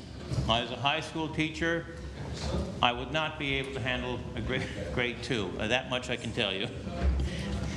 The primary teachers are a different breed. K-12 education, $20 million to increase teaching services. Sounds good. But nothing to really address class composition and violence. On the day that budget was announced, Speaker, a teacher contacted me, teaching principal. On that same day, he had to tell 2 teachers in his school that they were no longer, they were declared redundant. He was down by 2 teachers on the same day that budget announcement came out, which meant increased teaching duties as a principal, and that the full-time reading itinerant specialist was then cut to half. That's the impact. So the question he would like to know, well, does that mean that the school is getting back those 2 teachers? Because the numbers say one thing, the experience says another. Nor does it address the issue of school violence. You might remember that the Education Accord came about in response to a substitute teacher bringing attention to the violence in the classroom. And keep in mind, we're not talking about premeditated violence or anything like this. We're talking about sometimes young people who just have not learned to regulate, but they cause significant harm. It's a cry for help than anything else. At that time, there was another school where a teacher had had her jaw broken by a primary student had swung a full water bottle at her. Again, no malice intended. Last week, I had a call from another primary school, again a primary student who had thrown a chair, has multiple, over almost 200 notices on the Power School, and hurt the teacher so badly, Speaker, not sure whether she's going to be able to come back to school. Going to be able to teach again. It's affected her speech, it affected her spine, you name it. So I will tell you this is something that's been ongoing and still has not been addressed. I'll draw attention here. It's interesting because it's going to take something like another Carter Churchill case. This is a grievance decision in New Brunswick between the New Brunswick Teachers Federation and the province. And it's interesting what it says here, because it awarded damages to the teachers involved and against the employer, who failed to offer proper protection for their employees. He states clearly, the harm experienced significantly, the harm experienced by the teacher significantly outweighs the societal value of inclusive education. That the harm suffered cannot be justified and certainly cannot be outweighed by the value derived from the student's learning experience. Not saying that there shouldn't be inclusive education, but the employer has to do much more to protect the employees that they're asking to work with the students.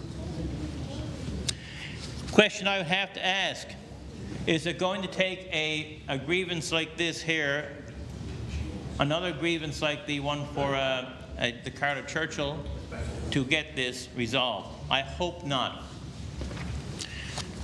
So the budget, stay the course budget, if it's not addressing this, it's failing. It's failing the teachers and the students of this province. MUN, Memorial. I fear we're slowly, if we're not careful, we're going to kill MUN, and we need MUN to survive. $70 million over 8 years to help with deferred maintenance in the face of, I think, is over $450 million deferred debt maintenance that's going to keep getting worse. It's a drop in the bucket. Even if the money is managed properly, it's still not taking enough money to address the deferred maintenance.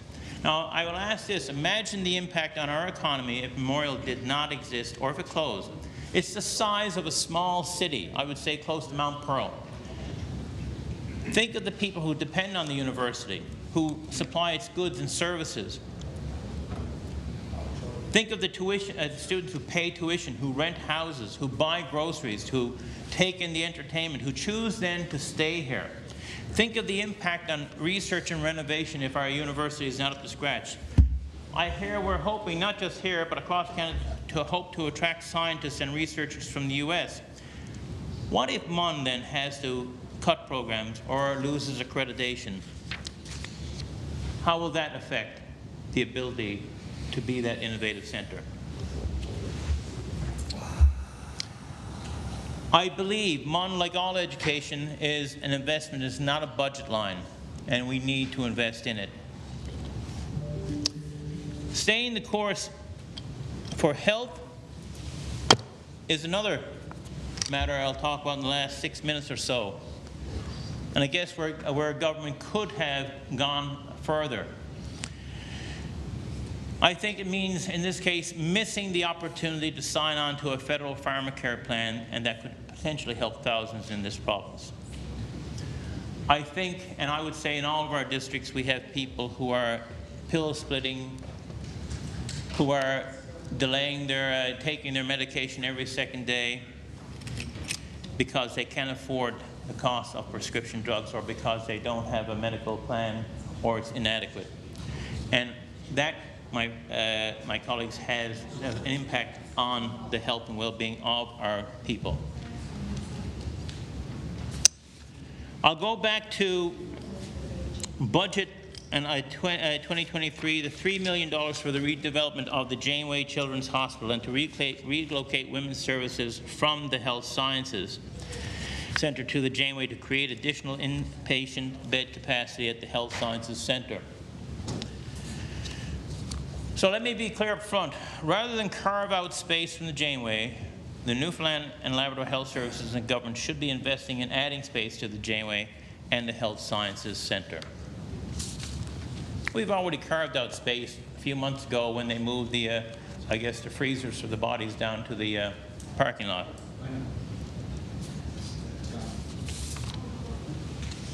I would say from reading the report in front of me that government has failed to consult with healthcare professionals who care for the sick children of the province.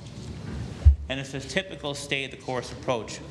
Short-term, reactive solution to a long-term problem of bed capacity at the adult hospitals. To me, it demonstrates, again, a lack of transparency, which ignores the knowledge, the experience, and the expertise of pediatricians in this case. I think it disrespects the donors of the Janeway who donated under the assumption that they were supporting a children's hospital. And I have a supreme trust in the expertise of healthcare professionals on the front line, rather than a consulting firm that relies simply on data and obviously did little, if any, consulting. So the document here, to prioritize, preserve, protect, prioritize, ensuring specialized pediatric care at the Janeway. In the executive summary, they provide a number of key concerns. Now think about this. The decision was announced to them, no opportunity for consulting. The report was written after because doctors did not feel consulted. They were not asked for this. The decision was clearly made. All you need to do is look in the budget. The decision was made. So they have a number of key concerns: the lack of stakeholder engagement, the compromised pediatric care, rising pediatric complexity and demand. You know, as we take in more people from other countries and bringing in younger families, think about this. We're actually increasing the population of children. At least that's what we hope we're going to do.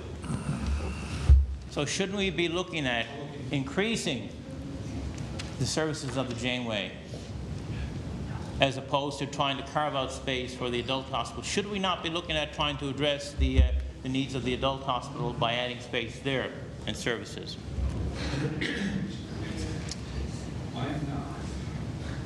There's a rising pediatric complexity and demand. Newfoundland Labrador has the highest rate of medically complex children in Canada. We have people coming in with disease, with conditions that probably didn't previously exist here. There's threats. They identify threats to the pediatric education and training, donor intent, and fiduciary responsibility. They recommend halt the implementation of the proposed integration of adult inpatients at the Janeway. Conduct an independent, evidence-based review of pediatric capacity, service needs, and future space planning. Engage key stakeholders, Speaker, including pediatric and women's health leadership, Memorial University, patient partners, and the Janeway Foundation in all planning processes. Preserve and expand the Janeway as a standalone pediatric tertiary care facility, focusing on the development of complex care, day treatment programs, multidisciplinary chronic pain program, expand patient, outpatient, and multidisciplinary clinic capacity. I will state this as well.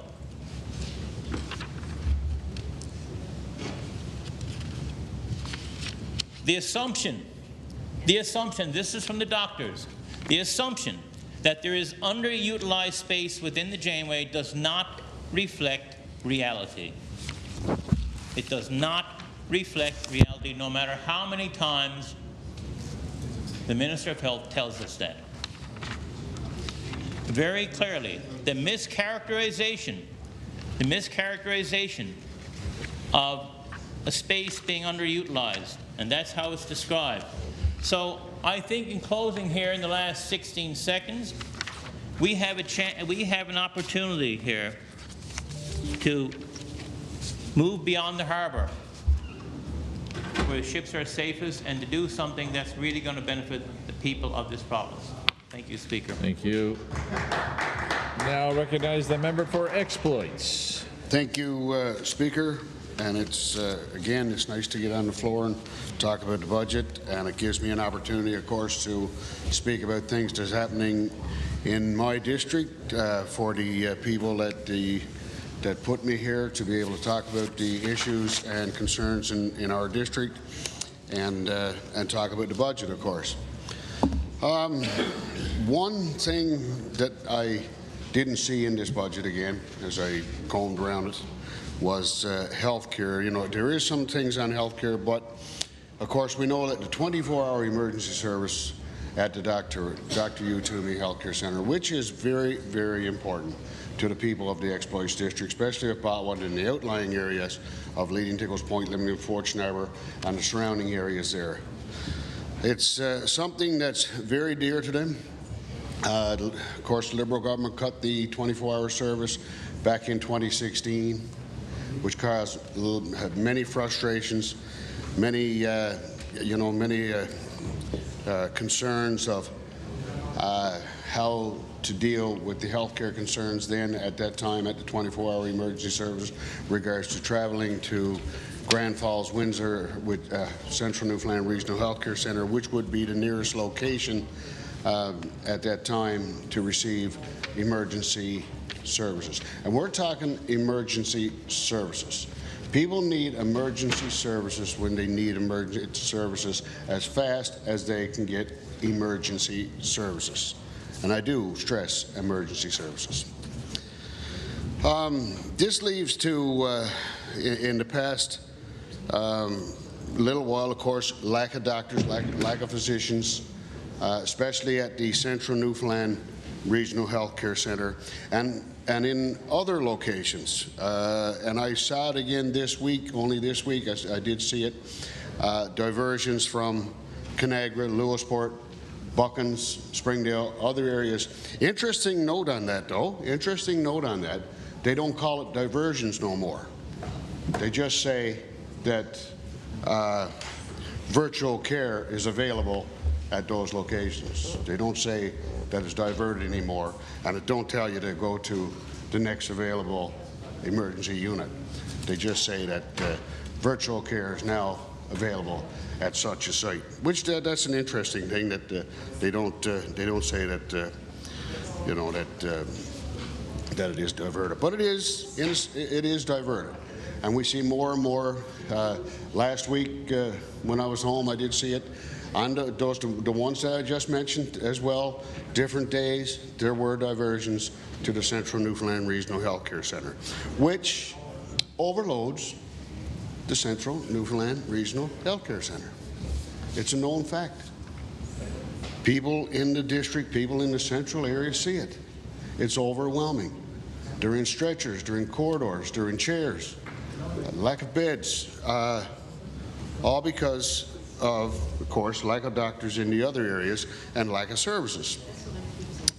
So, you know, that forces long wait times at the Central Newfoundland Regional Health Care Centre. I've heard wait times as much as 10, 12 hours for seniors sitting in an emergency room, you know. Sick enough as it is, but they're aging, their health is probably, you know, not what it used to be, and they're sitting in the emergency services, you know, in gurneys, chairs, whatever, you know, waiting for those services.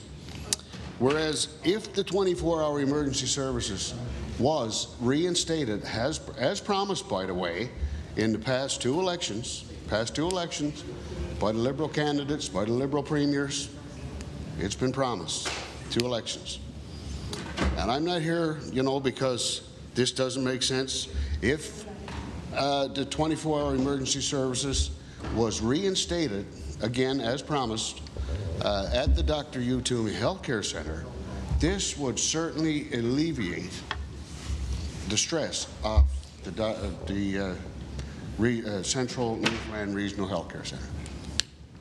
That hospital in Botwood is certainly updated hospital. In 2014, the former government in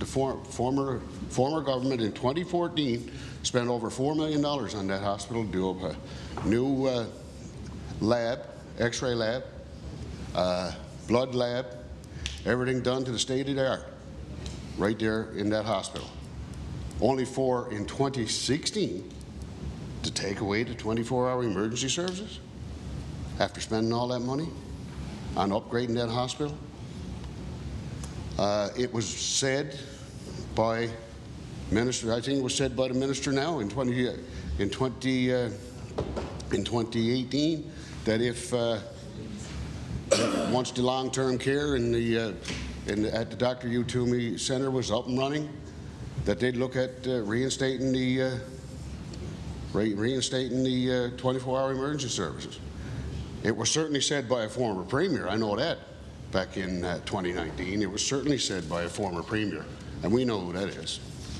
And if the minister didn't say it, I'll retract that. But I know it was said by a former premier that once the long-term care in Botwood was up and running, that they would reinstate the 24-hour emergency services. Never done. The long-term care there is up and running.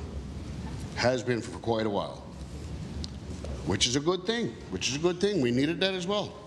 But we have a full operating facility with no 24-hour emergency services. And as noted in a news article, I think last week, it was indicated that by the new CEO of NL Health Services, that those emergency services might be better served by a family care team. Now, will that family care team be open 24 hours? Will that family care team would be able to accept emergency patients 24 hours? Not the way that it's working now. It's not intended for that, not right now. They're on a daily shift. I know, I see it. Family care teams work, and they work well. They do exceptional work, I must say. The nurse practitioners that are there, they do quite well with what they do, assessing some of the patients with the appointments that they do. But some of the family care teams, especially in central Newfoundland, are still accepting names back from 2018, 2020. They're on a list, but they're not called. They're on a list somewhere, but they're not called. So that would, so to replace that, to indicate that the 24-hour emergency services may be better served by a family care team, then when you've got a full operating facility and lose that, and that area services over 7,000 people on a full operating hospital. All it needs is to reinstate the 24-hour emergency services. That hospital is, Mon University uses that hospital to train some of their interns, which is good again. So some of those interns, if we had the 24-hour emergency services, full operating hospital, that would entice them to stay. And actually, I've heard that from a couple of interns, actually, that's been to Botwood, been to that area. They'd love it. They love it there. They would love to stay. They would love to stay in that area, which, would be a great opportunity for them to do so. Would be a great opportunity for government to increase service in the rural areas, which I think can be done. If we're going to keep those young students, young interns coming out of the system, coming out of the schools, going into our healthcare facilities, making things work the way that it should work, then we need to do that. And to hear the CEO of NL Health Services say that this may better be, may be better served by a family care team, that makes me very, very concerned of what may happen to the 24-hour emergency service at the Dr. U. Toomey Healthcare Center.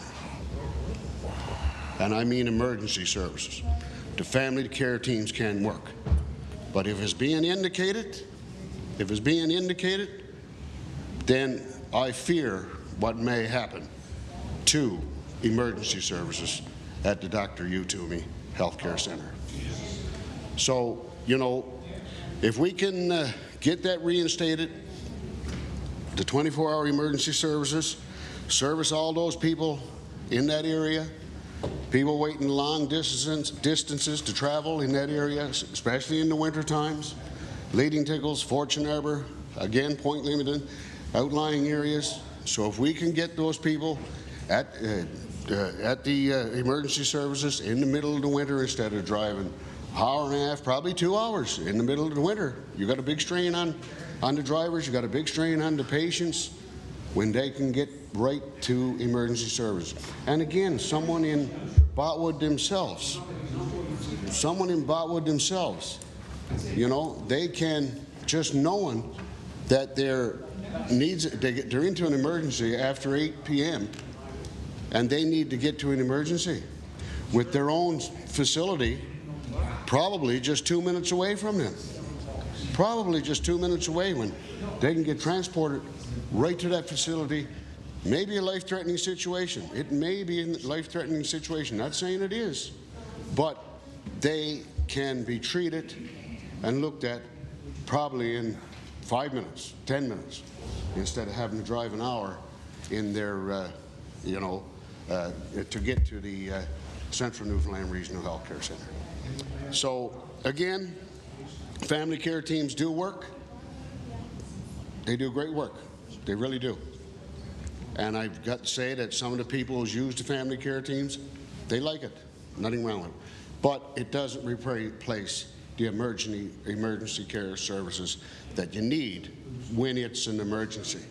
It's not somewhere you can call. No, but I got to wait for 2 weeks before I can get an appointment to come because I really got a severed hand, I got a severed arm, or I got a bad laceration down the leg. I cannot wait 2 weeks to get an appointment. I need emergency services. And that 24-hour emergency services needs to be reinstated to streamline the health care services in Central Newfoundland. At this moment, the 24-hour emergency service needs to be reinstated, as promised, and should be done, and should have already been done, in the past little while. It should never have closed. It shouldn't have closed in 2016. There was no need. And the people of the Exploits District, Speaker, deserve better than that. They deserve better than that. They deserve better than having their hospital 24-hour emergencies cut in 2016, and they deserve better, way better, than someone coming out and making promises and then not doing it. That doesn't work. So anyway, Speaker, that is one of the big issues in my district right now is the emergency services, and that comes from Central Newfoundland Regional Health Care Centre in Grand Falls, Windsor, to the Dr. U. Toomey Health Care Centre in Botwood, where those services could be streamlined and the situations there could be monitored a lot better. Some more issues in my district, Speaker. I'll just say roads. I'll speak about roads again. I get continuous emails on roads, different areas of bad conditions of roads. People, ruining tires, ruining rims, potholes, and it's a continuous story. Continuous story. And I know there are other areas in the province that need road work as well. I understand that. I really, really understand that. But when I look in the 5-year road plans again this year, and every time, by the way, I asked the minister about it, or asked one of the ministers, talked to one of them, oh, it's in the 5-year roads plan. What would be your worst areas? Every year, every 5 years, every year I put in the same 3 basic big areas, top priority of what I figure would be the priority areas. Do I see it? No. Especially on Route 350. In some areas we have gotten it done, the Trans-Canada Highway, but on Route 350 we're not getting the roads fixed the way it should be.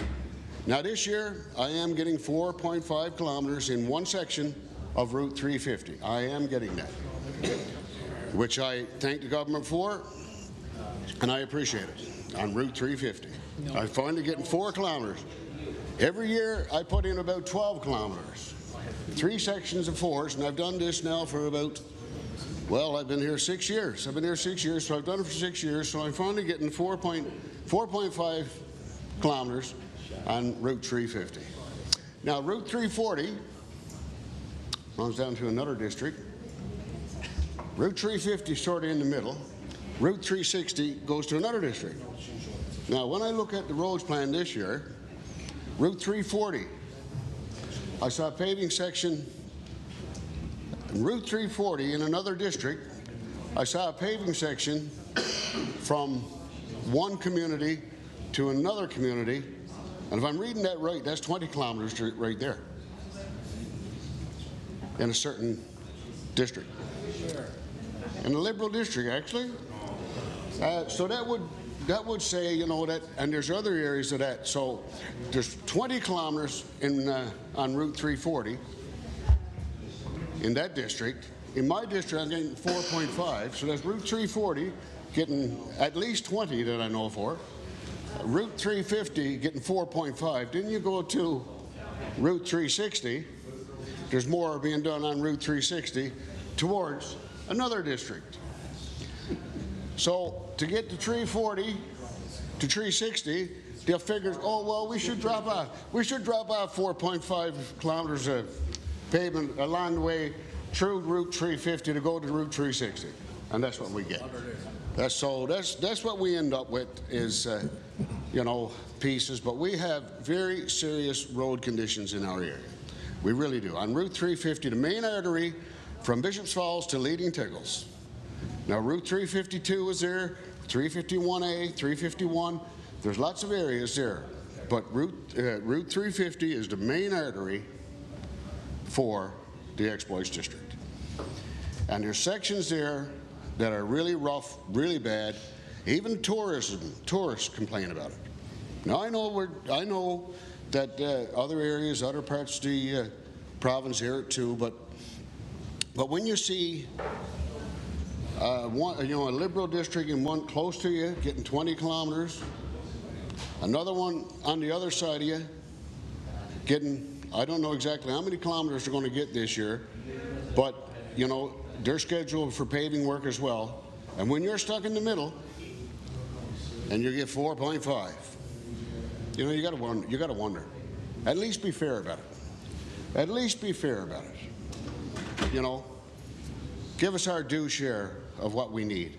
I mean, see, you shouldn't have to apply for 6 years in a row, same sections of 4 kilometers each of each section for the past 6 years, and in 5 years I got 4 kilometers.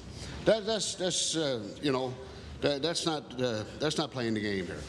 You know, give us a good share. Give us our share to keep our roads updated, to keep our roads safe for the people who's driving them. They're driving them, you know, they got the 24-hour emergency service closed in Botwood in the winter times. That's the, you know, after 8 p.m. So in the winter times, they got to drive a bit further now on a bad road.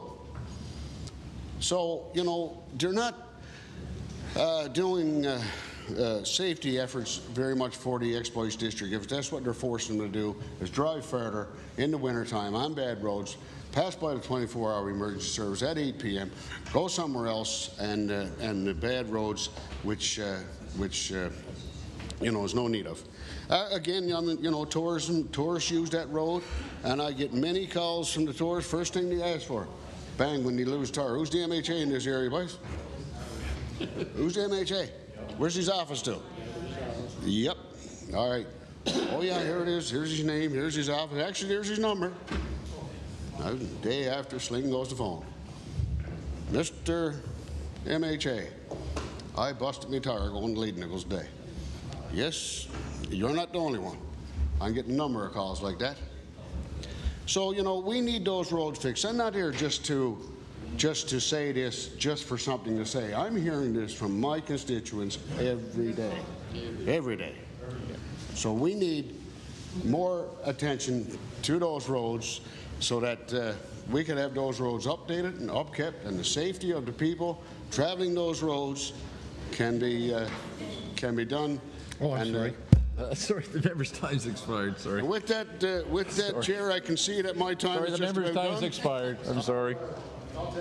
Thank you. Next speaker, please. Now I recognize the member for Bayver Green Bay. Thank you, Mr. Chair. It's that's the MHA for Fogowan and Cape Frills. It's Fogowan and Cape Frills. Sorry. It's an honour to be given the opportunity to debate the budget. It's my first time. My opinion of the budget, it's more of an urban than a non-rural budget. It's definitely a political election budget. And I want to talk about some of the issues that's haunting us in my district, and there's a whole sector of different things that's not being taken care of. And I will start with the roads and the infrastructure in my district. We have several areas of the district, both on the mainland side and on the Fogo Island side, that the roads are in what you would call a deplorable condition, a very unsafe condition. When you got to drive from the right side to the left side, that's not a good practice. And I know we have maintenance depots both on the mainland and on the island, but their hands are sort of tied too when it comes to doing the maintenance on roads. I heard a lot of complaints about equipment breakdowns, and lo and behold, so much as gravel, they don't have the backing to go out and fill up those potholes for the time being. You know what I mean? There's holes there, like, you know, you can do your damage to your vehicles, and there's been damage done all through the district. I'm hearing it every day. So we have to start putting more money back into rural areas of the province, as I said before. Fogo Island, Cape Frills is definitely not a burden on this government. We are putting hundreds of millions of dollars into the economy, but we're not getting it back. I think it's a very unfair process. I think the structure is wrong. We should be given repairs and road work and infrastructure on needs. It should be based on the needs of what's going on. I mean, if this continues to go on like it's happening, this province is going to have to come up with a lot more money to replace some of the homes and sheds and things that are going to be washed out to sea if we get more storms like we had a while ago. We're living on an island of rock, and all it takes is lots of armor stone, bank in, so you can kill the surge, and then you can repair the roads and they won't be washed out. But that's not happening. Just not happening. They're just letting us, you know, bide by and just waiting for another storm. And then, you know, here comes a lot of people putting in claims, and in a lot of cases they're not getting anything in return. So we have to, first of all, do it on a fair basis. I have to go back to, well, say Fogo Island and Change Islands. We have a little bit of a different situation. We're living on two islands. Our highway is our ferries. And God only knows that we are gone down in service, gone back 30, 40 years when it comes to service. We have two Labrador ferries here operating right now, which are leased out to the government. And because of the piers that's there, half the time they're canceling trips because of the high water, the high tides. And not a ferry, and this is alarming to the people of Fogo Island, even with a southwest wind, which is a speedboat wind. Can't go even any more 20 knots of wind. I mean, it's unacceptable what's going on in the district. So we have a ferry terminal in Farewell that only has one offloading ramp. Now, the Department of Transportation came up with a scenario that they were going to build two mobile ramps, one on the Farewell side and one on the Fogo Island side. But when they realized that this is only going to be a ramp to suit the Comatic, the larger ferry, well, we can't put one on the Farewell side because there's only one offloading there. So this has to be fixed. We need two offloadings. That's the main part of the ferry operation. Starts off in Farewell. We put one ramp there. We have two on Fogo Island. We have two on Change Islands, but only one on the main core. Something has to change with the transportation system. And I mean, we got areas of the province in you know, down in the West Valley, all up through as far as Hare Bay, that we need culvert replacements. We need brush cutting. I mean, something so simple as brush cutting. I got 10 kilometers last year on the upper end of the district. That's all I got. My God, when I go back years ago, when they were taught me brush cutting, there was jobs for people. They were out in the fall year with their chainsaws and making money, and everything was going good and everything like that. I don't know why we don't bring back this program again. If we can't fix it with what we got to do something about it. I mean, this is safety issues we're talking about. You know, this has to change. It's not all about urban. It's time that you thought about rural areas of this province, the backbone of this province, the people that put us here, you know. They're mostly seniors now, but, you know, it's nothing paid back, nothing paid back. And then, you know, I'll touch on health care. We got the same problem with health care in my district as we got in every other district. Long time waiting, you know, line on stretchers in the corridors. And I got to go back to the health care center around Fogo Island. We have a job with doctors. Most of the appointments you get are all virtual. And I mean, you know, you can stay home and Google yourself and, you know, find out what's wrong with you and probably prescribe something for yourself, you know.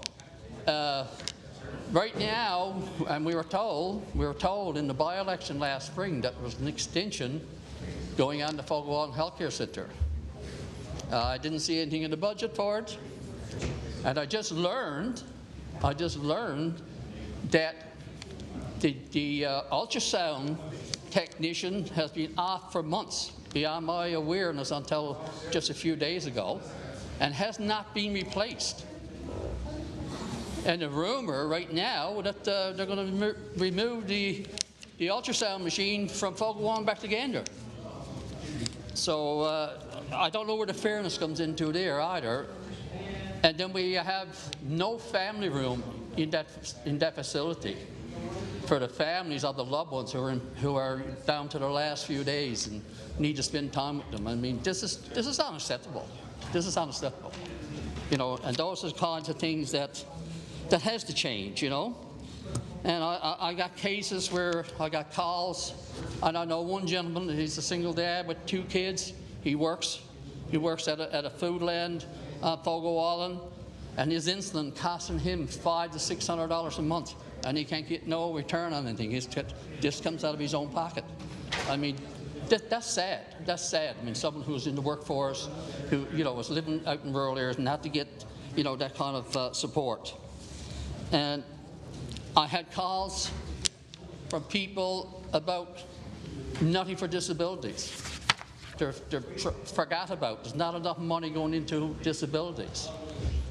And the other one I want to touch on, because a lot of our people, especially on the islands portion of the province, were sent to Gander, were sent to Clarenville, were sent to St. John's, wherever, and that's IMTAP.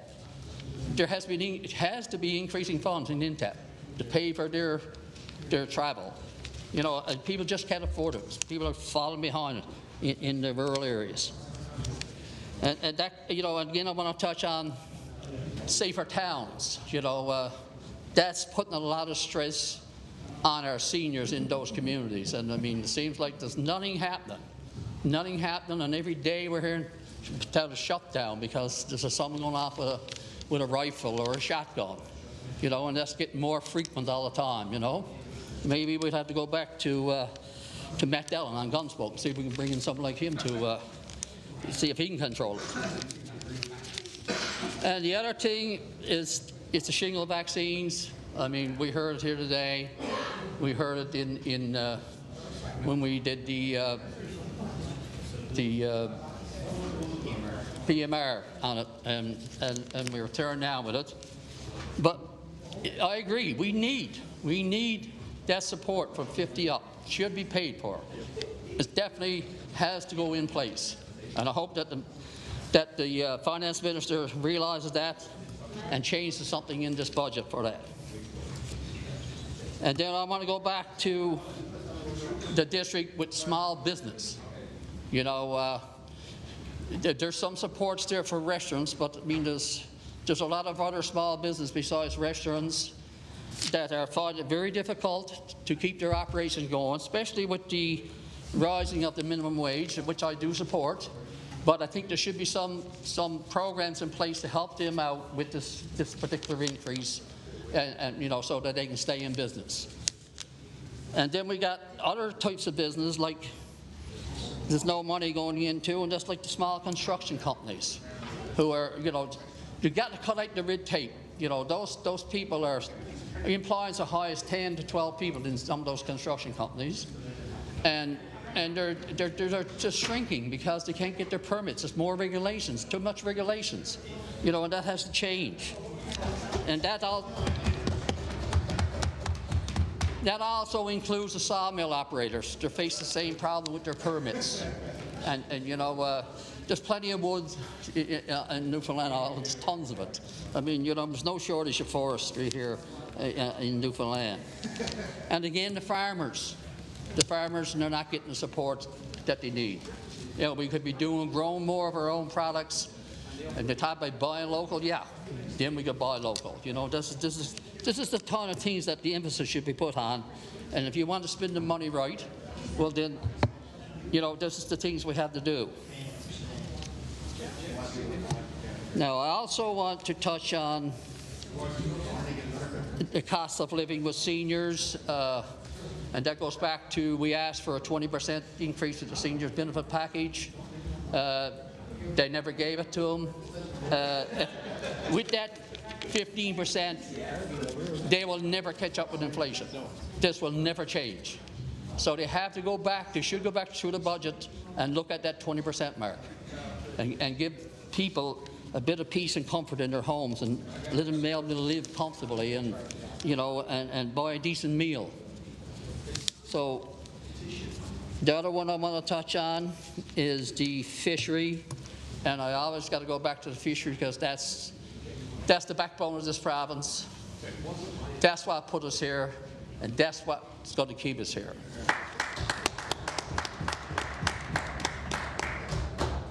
And that's why we need a standalone fishery. We definitely need a standalone fishery and get a grip on things.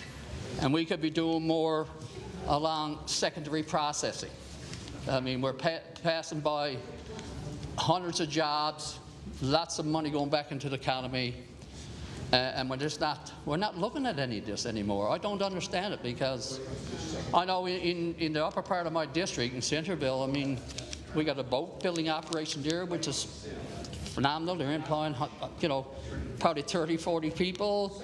We have Crampack Foods there, who's employing a lot of people, and there's other small industries that could, you know, should be developed, and that money would go back in the economy, would bring in more jobs, more people would settle down in the communities and so on and so forth. And when we talk about the ferry, I have to go back to the ferry for a second.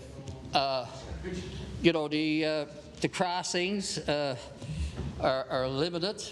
You don't know when you're not going to get across to the other side.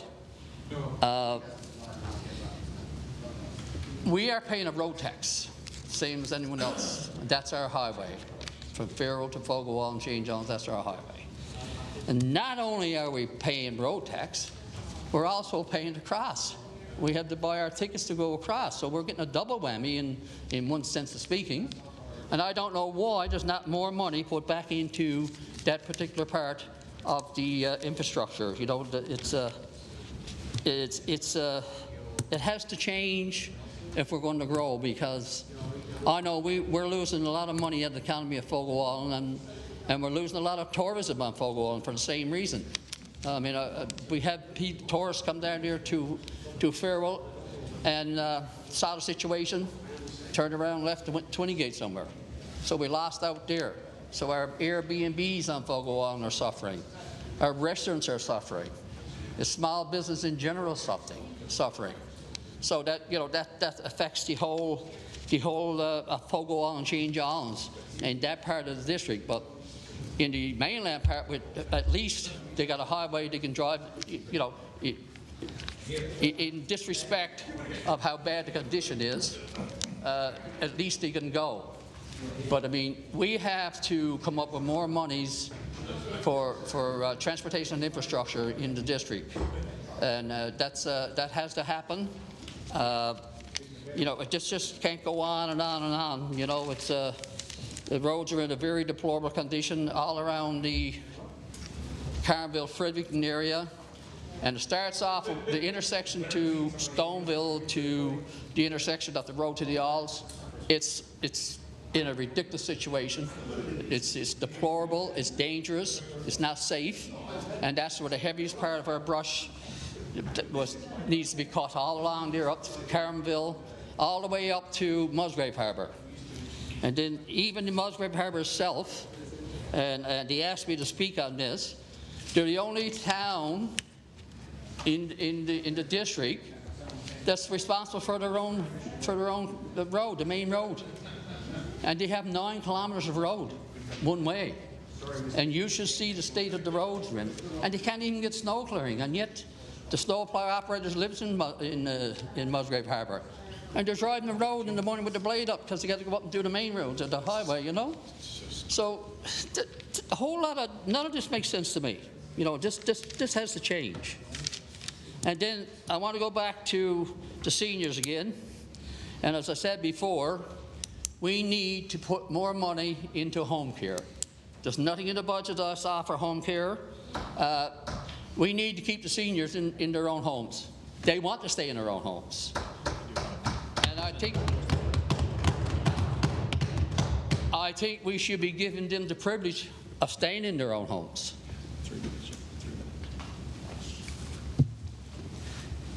Home care workers. There's a job to get the home care workers anymore because they're only a little over $1 difference pay rate than the minimum wage. And I mean, look at the responsibilities of a home care worker. Yep. And not only that, the care that those seniors would get, you know, the mental stability alone, and knowing that they're in their own homes, and take away some of the expenses from the long-term care facilities. Because right now, in Valleyfield, Bonnier long-term facility, now they're starting to double up the rooms, putting 2 people in the rooms. And they're on these tiny rooms, and people are calling me and saying, this is unacceptable. You know, and it's putting a lot of stress on those people who are there.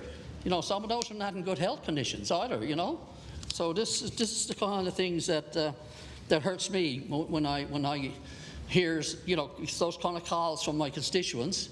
And like I told them, I said, I'm doing everything I can. I'm doing everything I can. But it seems like to me there's only one thing that's going to change this, and that's us on this side of the house when we're sitting over there. And we will make all those changes. 2 minutes. Minute and a half. Okay.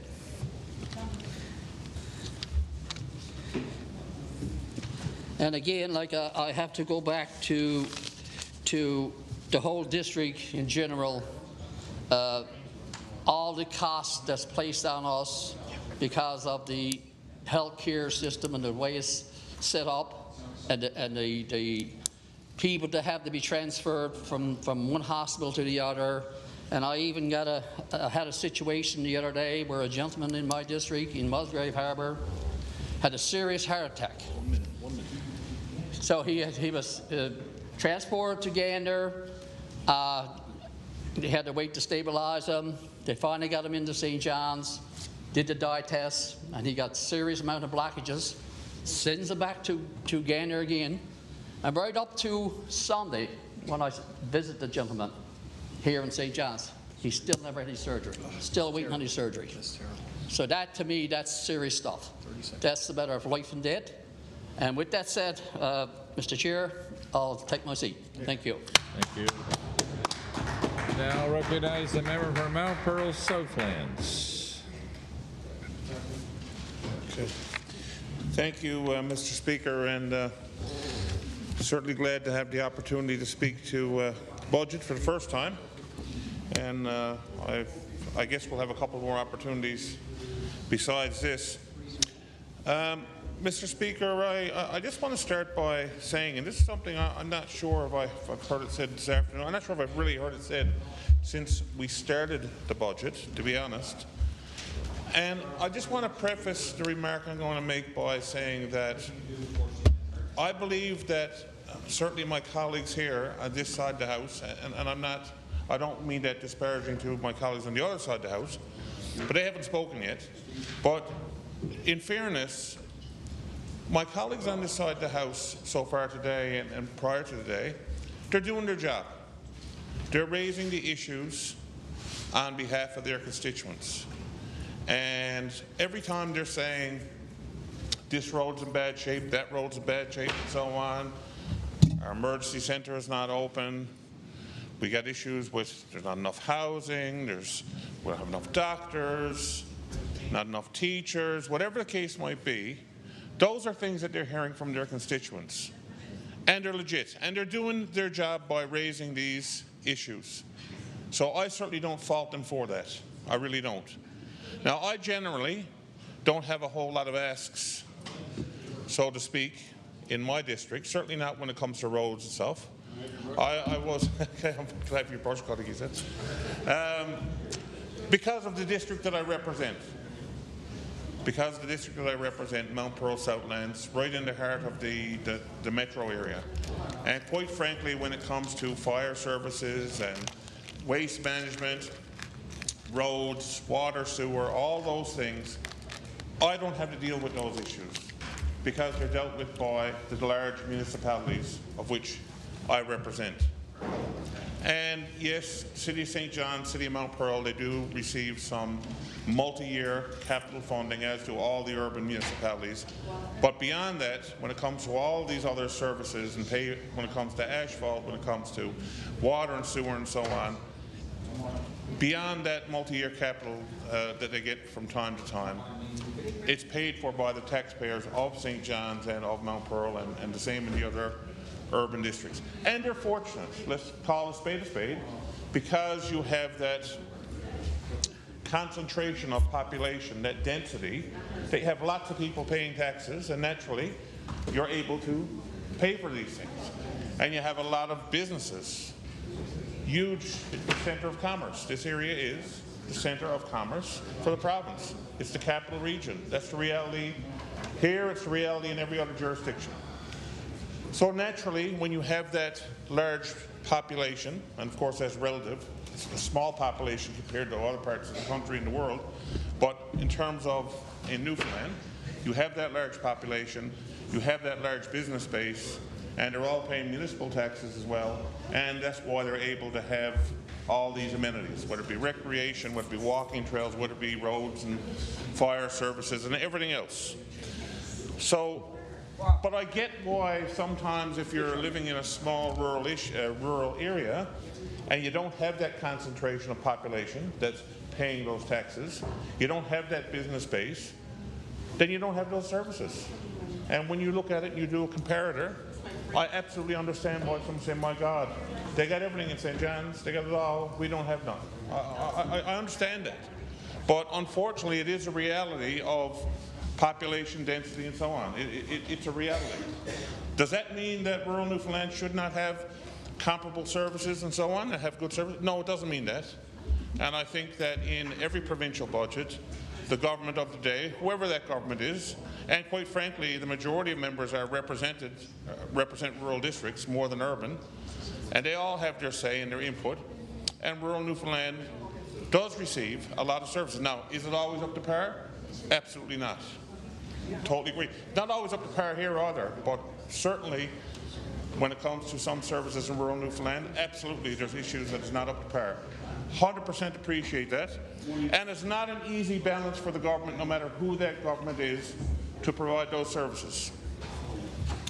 Now, I can recall a time this House Assembly, it was only myself and the member for Port Basque, who would have been here at the time, and was a former member from CBS, and he used to have this big giant calculator that he used to bring in to the House, and every time members on the opposite side would get up and saying, we need money for this, money for that, he'd take out the giant calculator and he used to add it all up and say, where's the money coming from? Particularly when it was the third party, they used to do a lot of asking. And certainly listening to my colleague from St. John's Centre earlier, you could see all the stuff that he was talking about.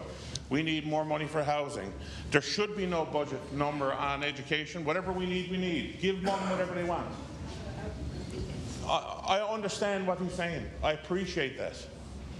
But, here's the part that I haven't really heard a lot of emphasis on. The reality of it is, and I don't have the exact number in front of me here, but I believe, courtesy of this budget, the addition of this budget, our province's net debt is going to be north of $19 billion. $19 billion with a B this year. We're predicting a deficit of, I think it's over 350, 370, whatever it is, $1 million to add on to the existing net debt. And like I said, over 19 billion. Now, if we were to also add on the unfunded pension liabilities and other liabilities and so on, I believe we're up to probably closer to 30 billion in reality for a province of 500,000 people. That is a heck of a lot of debt. One number I do know that's here in the budget, our debt servicing costs alone this year, $1.2 billion. We're spending as much on debt servicing almost as we're going to spend on education. The only things bigger than that is health. That's just debt servicing. It's huge. It's a problem. Now, and it's not sustainable. My colleague says it's not sustainable, and it's not sustainable.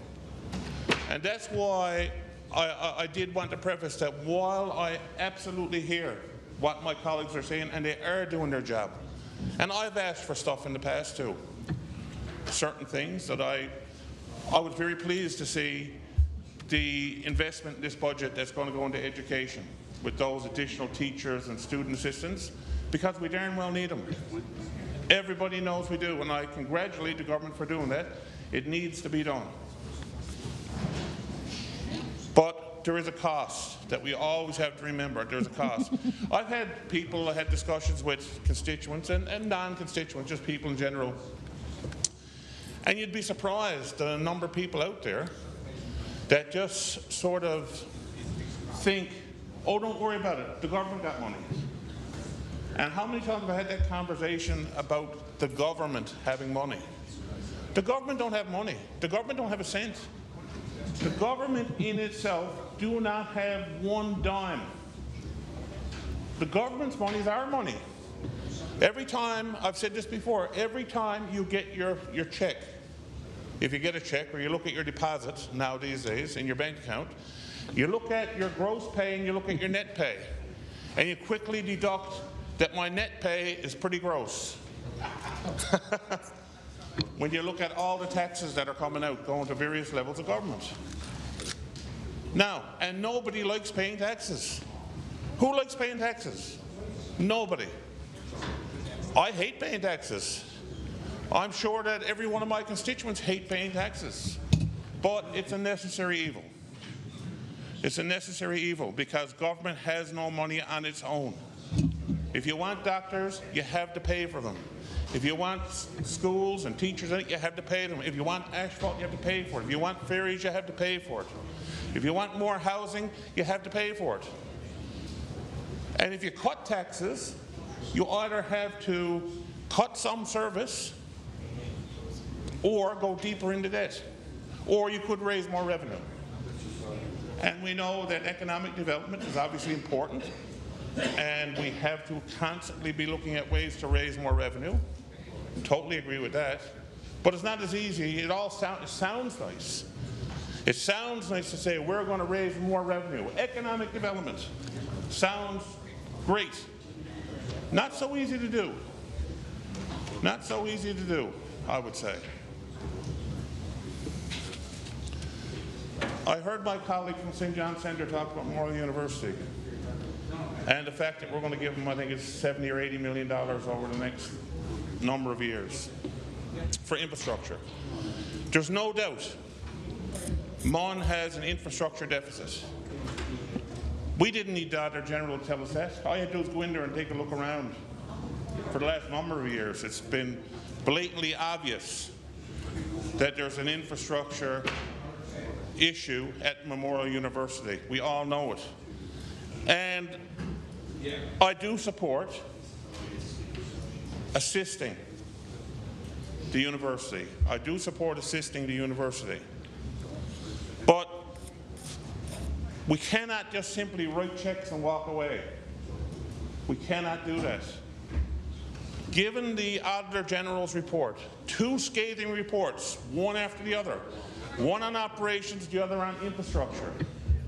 And when you look at that report and what came out of that report and how things were managed or mismanaged, whatever you want to call it, when you want to look at the fact that apparently there is space, unused space within the university, and we'll leave vacant space and then we'll go and lease space somewhere. Makes no sense. It makes no sense. So I would say to the government that while I will support the concept of assisting one with infrastructure, and it is our university and we should be proud of it and we should support it, I hope there's strings attached. I hope there is oversight attached. This whole idea, there's nothing wrong with academic autonomy. Nothing wrong with it. Nothing wrong with it.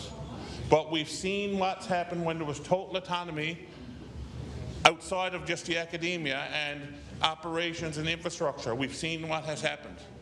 So I would hope that the minister will be, there will be strings attached and someone will be following up from the Department of Education to ensure that that infrastructure money going to MUN is actually spent on infrastructure and that it makes sense. It's being prioritized, it's being spent in the right places. That would be my thought on that. I also want to say, I want to talk about seniors for a minute too. Okay. We all support seniors. Of course we do. Some of us are soon going to be seniors. We're getting closer all the time. Hopefully we will be seniors. Not everybody has that privilege. Not everybody makes it. I hope I do. And we all support them, and so we should. And I have no problem with cost of living measures to try to help seniors. Absolutely not. But I will say this. I'm just going to talk about the senior supplement for a minute. And I'm glad that it was indexed. But here's the thing, though. I think this is important to understand and be said as well. Do we not feel, I feel, that the federal government is getting off the hook? I feel the federal government is getting off the hook. That the provincial government, is it really provincial government's mandate to be providing supplements to seniors so that they can keep up with the cost of living? Or shouldn't that be the responsibility of the federal government? Isn't that why we have OAS and CPP and supplement? So the fact of the matter is that the feds are falling short in terms of supporting seniors, not just in this province but across the country. And now we're taking it upon ourselves as a provincial government with our scarce resources, trying to cut and save and give increases and give supplements to seniors so that they can put food on the table, so that they don't have to go cutting medications in half, so that they can heat their home. We're doing home rebate programs so they can heat their home. We're giving them that $500 to help so they can stay in their home with people to shovel snow or get their groceries or whatever the case might be.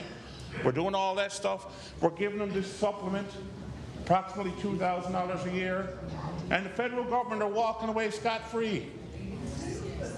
And they're the ones that have the money and the ability to do it.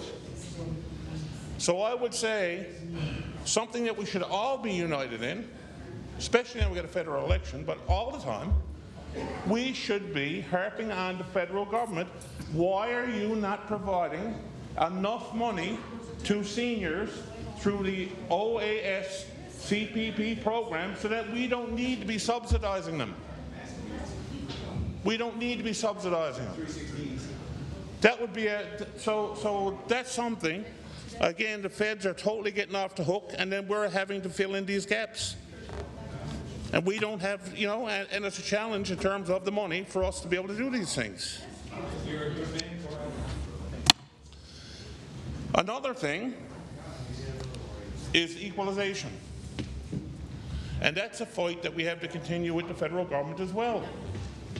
And you look at the money, you look at the revenues that Quebec is taking in as an example, and I know we're the boogeyman Quebec, but Quebec, over the years, they're taking all this revenue with their hydro projects and so on, and they've managed to concoct a way that it doesn't count against them in terms of equalization. And here we are as a small province struggling with great geographic issues, population issues, infrastructure deficits and so on. And we've really been getting the short end of the stick when it comes to equalization. And Quebec is over getting billions. There's something wrong with that. There's something wrong with that as well. These are fights that we should be in together. Same as our fisheries. And trying to get some joint management and trying to fix this buddy-up system and trying to fix the issue with the seals and everything else. These are things that we should be into together, regardless what side of the house we're on. These are federal issues that are impacting our province and our people. And if we could make progress with some of these issues, I think it would help our ability to help our citizens.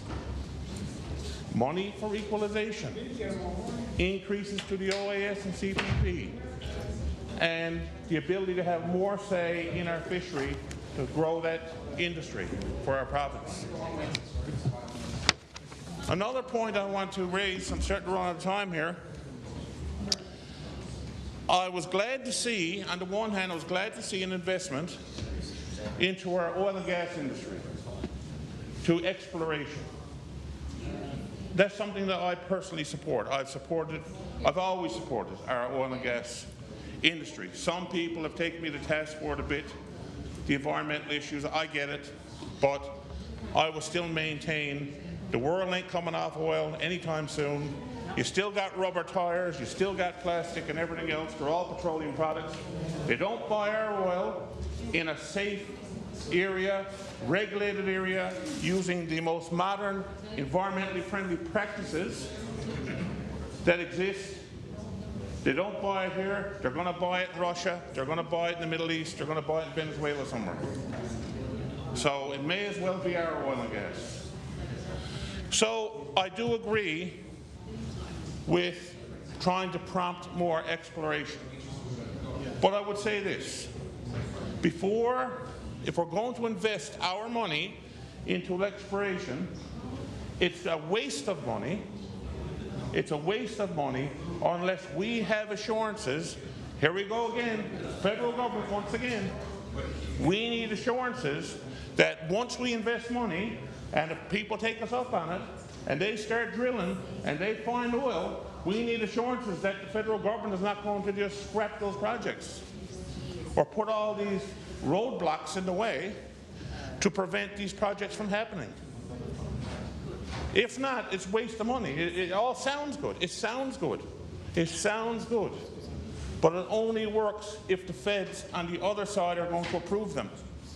Now, I'm hopeful that there's been discussions, and maybe since Mr. Guilbeault has left and so on, maybe the new regime, if they win, I don't know who's going to win yet, but I'm pretty sure the Conservatives are going to be favourable to us in terms of oil and gas. I'm not sure with the new Liberal under Carney. I'm not sure how that's going to go, to be honest with you. That's one of my biggest concerns federally. If the Liberals were to win again, is that the oil and gas industry is a concern for me. But we do need to make sure, before we start throwing lots and lots of money, that we scarce dollars we don't have in the oil industry for exploration, we do need to ensure on the federal end that we are going to have a government that's going to be willing to see those projects through to fruition. I see I'm out of time, but I look forward to the next opportunity. Thank you. The Honourable the Member of Cape St. Francis. Thank you, Speaker. It's always a pleasure to rise in this Honourable House and represent the people of my district of Cape St. Francis, and today to have the pleasure to speak to Budget 2025 here in debate, which of course was brought to the House on Wednesday, April 9th. Speaker, when we look at the budget or any budget, I asked the question, does it address the collective needs of the people of the province? Does it address the collective needs of the people of the province? And I went back to my handwritten notes, because I kept them from each year that I've been here. And I'll go back to Budget 2023, titled Your Health, Our Priority. Budget 2023. And at that time in debate, what I spoke about, respecting the district and people across the province that reached out, was with wait times in emergency rooms, was with recruitment and retention of doctors and nurses. It was seniors and having the ability to live comfortably in their own homes, or when the need arises, assessment for personal care or long-term care homes. The needs of the students and teachers from K to 12, not only in my district but again across the province with respect to education and the violence in schools, and having a solid economic plan. So those are the things that I touched on in my speaking time in Budget 2023. So when we listen to the debate here in this Honourable House for Budget 2025, I ask myself the question, where's the progress? If we are discussing the same issues 2 years later, and I realize, and it's been known and said here many times in this Honourable House, I realize the restraints that the government works under.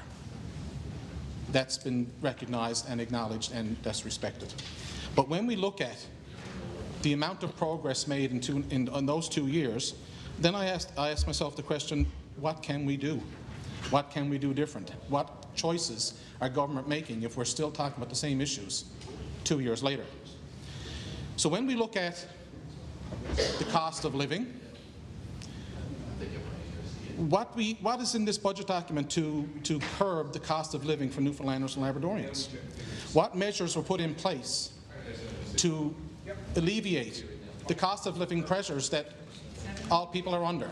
When you look at the issues in health care alone and the issues that we're discussing 2 years later, health care is inaccessible for many, those without doctors or nurse practitioners, a family doctor or nurse practitioners.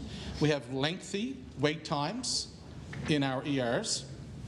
We have ERs in our province, as my colleague from Exploit says, that are closed. And those that are open have lengthy wait times. We have many examples. And one that I can think of from most recent is a constituent of mine who I've known for years, who went to the emergency room at the Health Sciences Complex last week and was there for 12 hours until she asked her husband to take her home. And she came back the next day for the same care that she didn't get the day before and was there for 16 hours before she saw a medical professional. In 2025, Speaker, I don't care which side of the House you're on, that's unacceptable, to wait that length of time in an ER.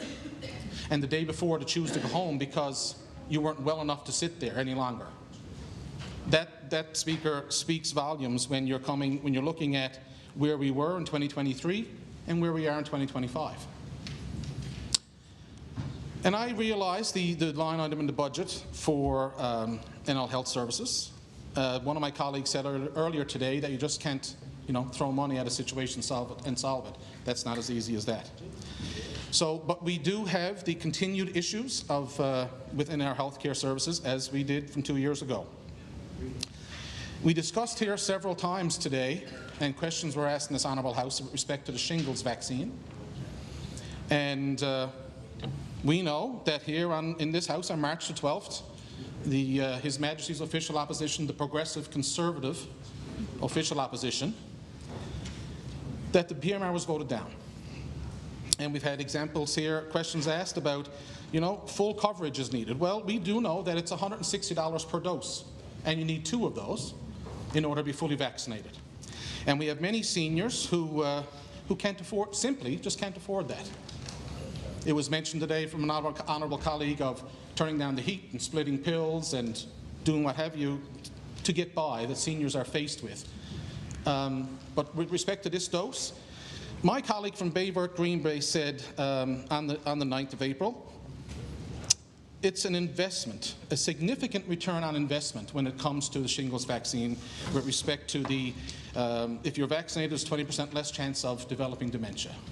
That is a significant return on investment when it comes to seniors being fully vaccinated with the shingles vaccine. So I'm interested to see where this is going to go, if the current government are going to make changes with the shingles vaccine, how it's going to be covered or rolled out. But it certainly will make a difference to the lives of many seniors, not only in my district but across our province, who simply just cannot afford that vaccine. With respect to the rising cost of living, Speaker, and we look at how that is linked to increased usage at our food bank. Today I had the opportunity to recognize a constituent of mine with a member statement. And Miss Madonna Galway from Torbay, and the amount of work that she did over the last 28 years with her and her late husband, Leo, and the people that they served with respect and commitment, and the difference that they made in those lives. Well, Madonna stepped down as the chair on her 78th birthday, and I certainly commend her for the work that she's done. And the individuals that are now at the board of the Northeast Avalon Food Bank, I meet with them and I speak with them regularly. I do what I can to volunteer and to assist them in their engagement in the community. But they are certainly seeing the increased numbers, Speaker. They are seeing increased numbers of people at the food bank. And I can only link it to the lack of a poverty reduction plan and prevention strategy. Had we had continued with that, what was in place prior to 2015, what difference would that make today?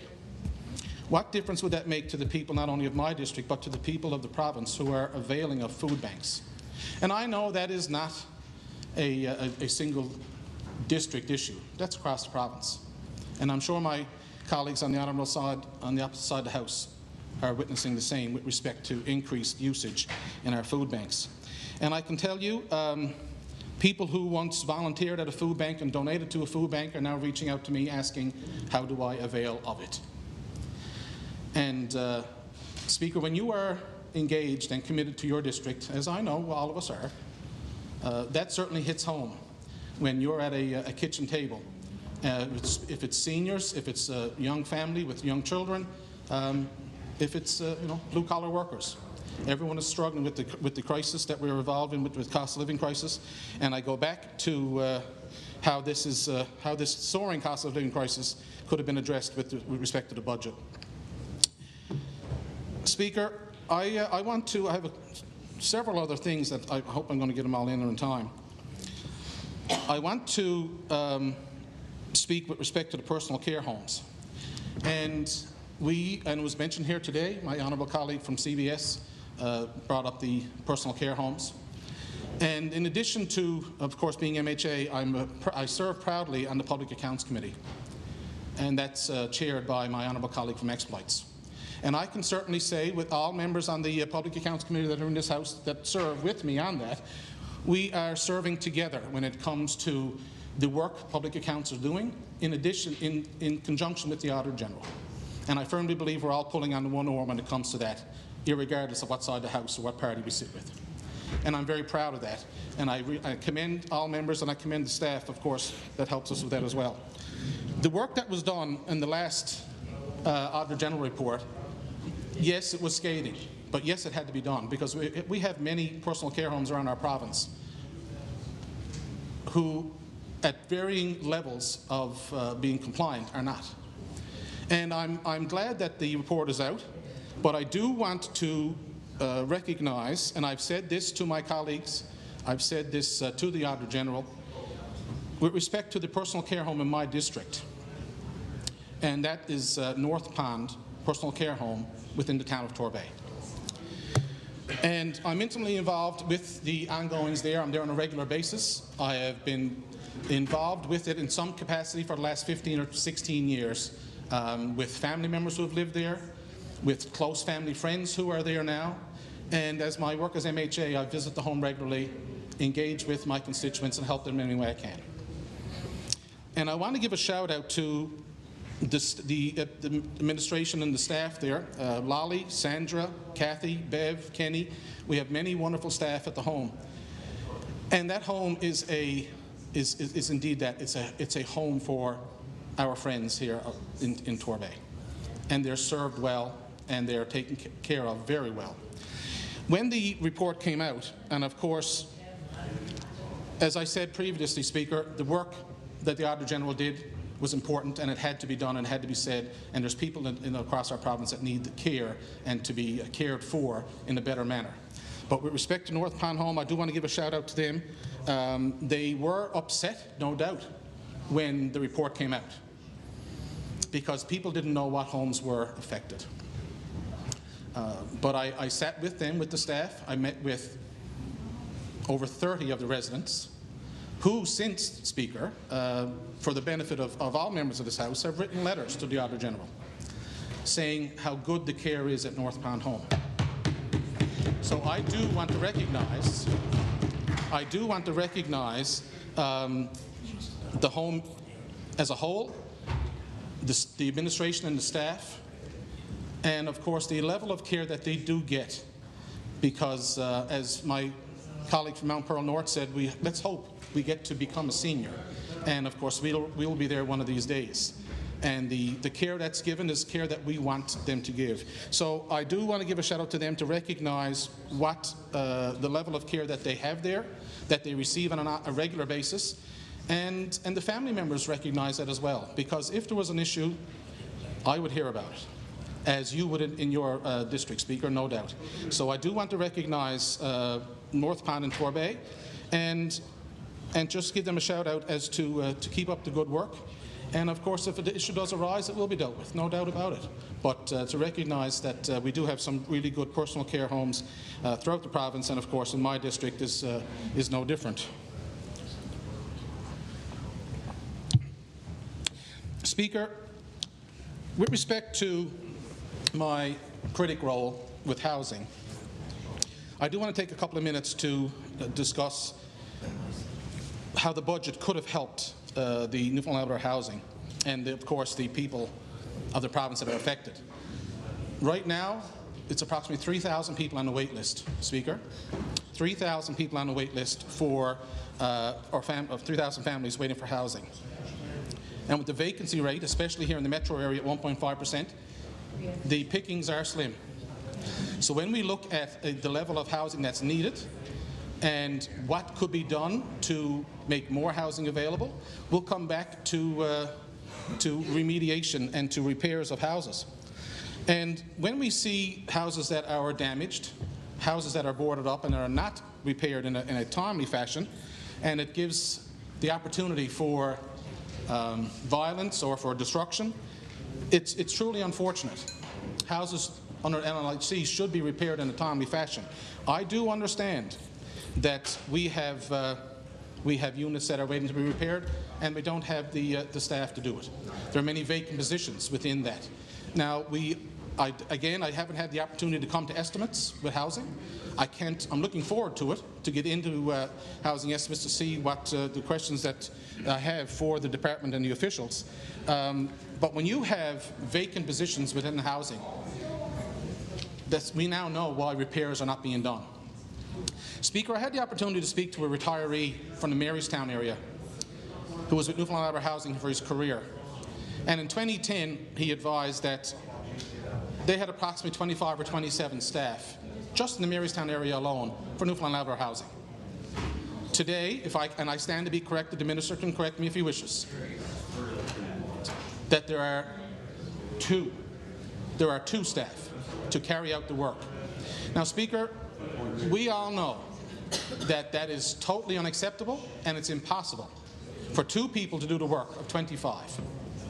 So when we look at the amount of Newfoundland Labrador housing units that are left, that are not being lived in, that have the possibility of being repaired, and for families to move into them, I think it's incumbent on this government to put whatever they can into the budget with respect to Newfoundland Labrador housing, so people have a better place to live.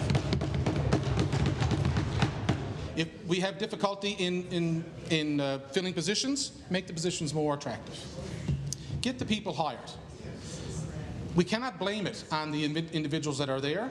They can only handle so much. But I can tell you, with respect to the work that needs to be done, if people need to be hired, hire them. And get the work done, get the houses back remediated, and have families move into them.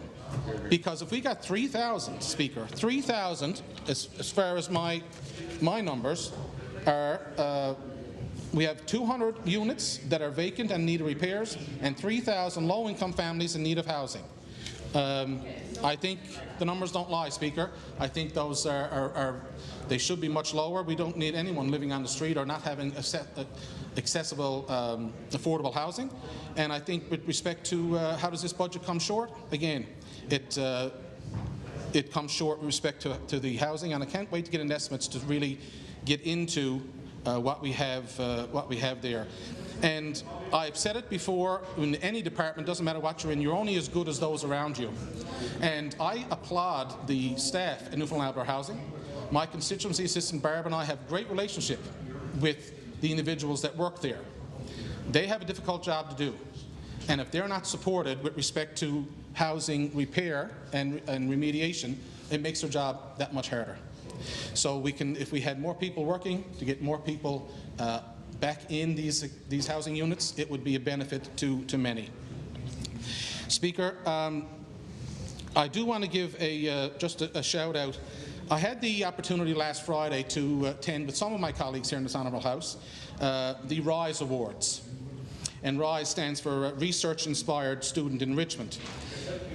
And there were 20 young students from across our province that were recognised for their achievement. And I have to say, my colleague from Bayvert Green Bay and I, we were chatting about it. The amount and level of education and commitment that these young people have to their education is astounding. So I do want to. It gives you a reality check, Speaker, I can tell you that. It gives you a reality check. So I do want to recognise from my district a young lady from the town of Torbay, Sarah Thomas Moland, for her engagement and commitment to her studies. And I wish her well, and of course the full 20 students throughout the province who were recognised on that day. I give credit, of course, to the Department of IET for recognising this.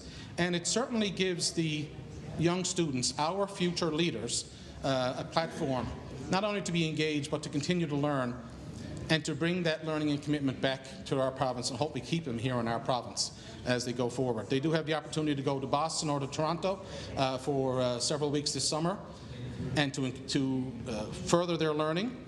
And as I said, let's hope that they do stay in the province with respect to what they learn and how they become engaged. Speaker, I do recognise, and I've said it every budget when I've had the opportunity to speak, there are good points in this budget. There are good points in this budget. But as my colleague from CBS said, does it go far enough? Are we including everything that we can include? Does it address the collective needs of the people of the province? And when we look at the issue of the increased funding in education, no doubt it's needed. I believe my colleague from Mount Pearl North said shouldn't be a dollar figure on the budget line item for K-12 education. But I do recognise, with respect to the good points there in the budget. However, I'll go back to my original question, and my colleague from Harbour, Maine and I were discussing it earlier. Where's the progress? Where's the progress when it comes to from 2023 to 2025? I do give respect to and thank the people within the Department of Finance for bringing this together. But I say, Speaker, from my district on behalf of the people of the province, there are much more issues that need to be addressed, that need to be done. And I do look forward to having another opportunity to speak to this budget again, as of course I appreciate your attention, Speaker, and the attention of members opposite. Thanks so much. The Honourable, the member for Fairyland. Thank you, Speaker, and it's certainly a pleasure to be able to stand up and represent the district of Fairyland, and I thank the people of the district for putting me here. There's lots of issues that I can certainly touch on in the budget, and I plan to do so over my 2 or 3 chances that I do get to speak. And the first one I'll start on is today will be healthcare.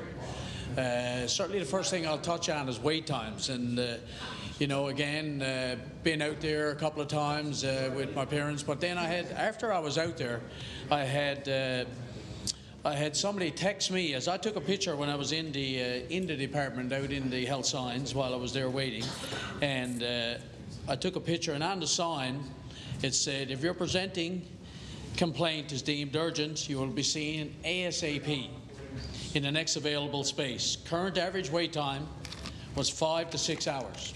There was one. Less urgent, current expected time is 10 to 11 hours. So that was probably 3 or 4 weeks ago. So one day last week, I had somebody that was out visiting, or not visiting, obviously had to go to the emergency room in the health science, and the same picture that I had is fine. He had sent me a picture, and this time the average wait time, if it's non-urgent, is 14 to 16 hours.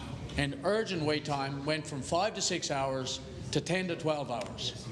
Now, in what day in society did we ever think that that's acceptable to be able to go into an emergency room and wait 10 to 12 hours? How have we been able to accept that as a society? All right?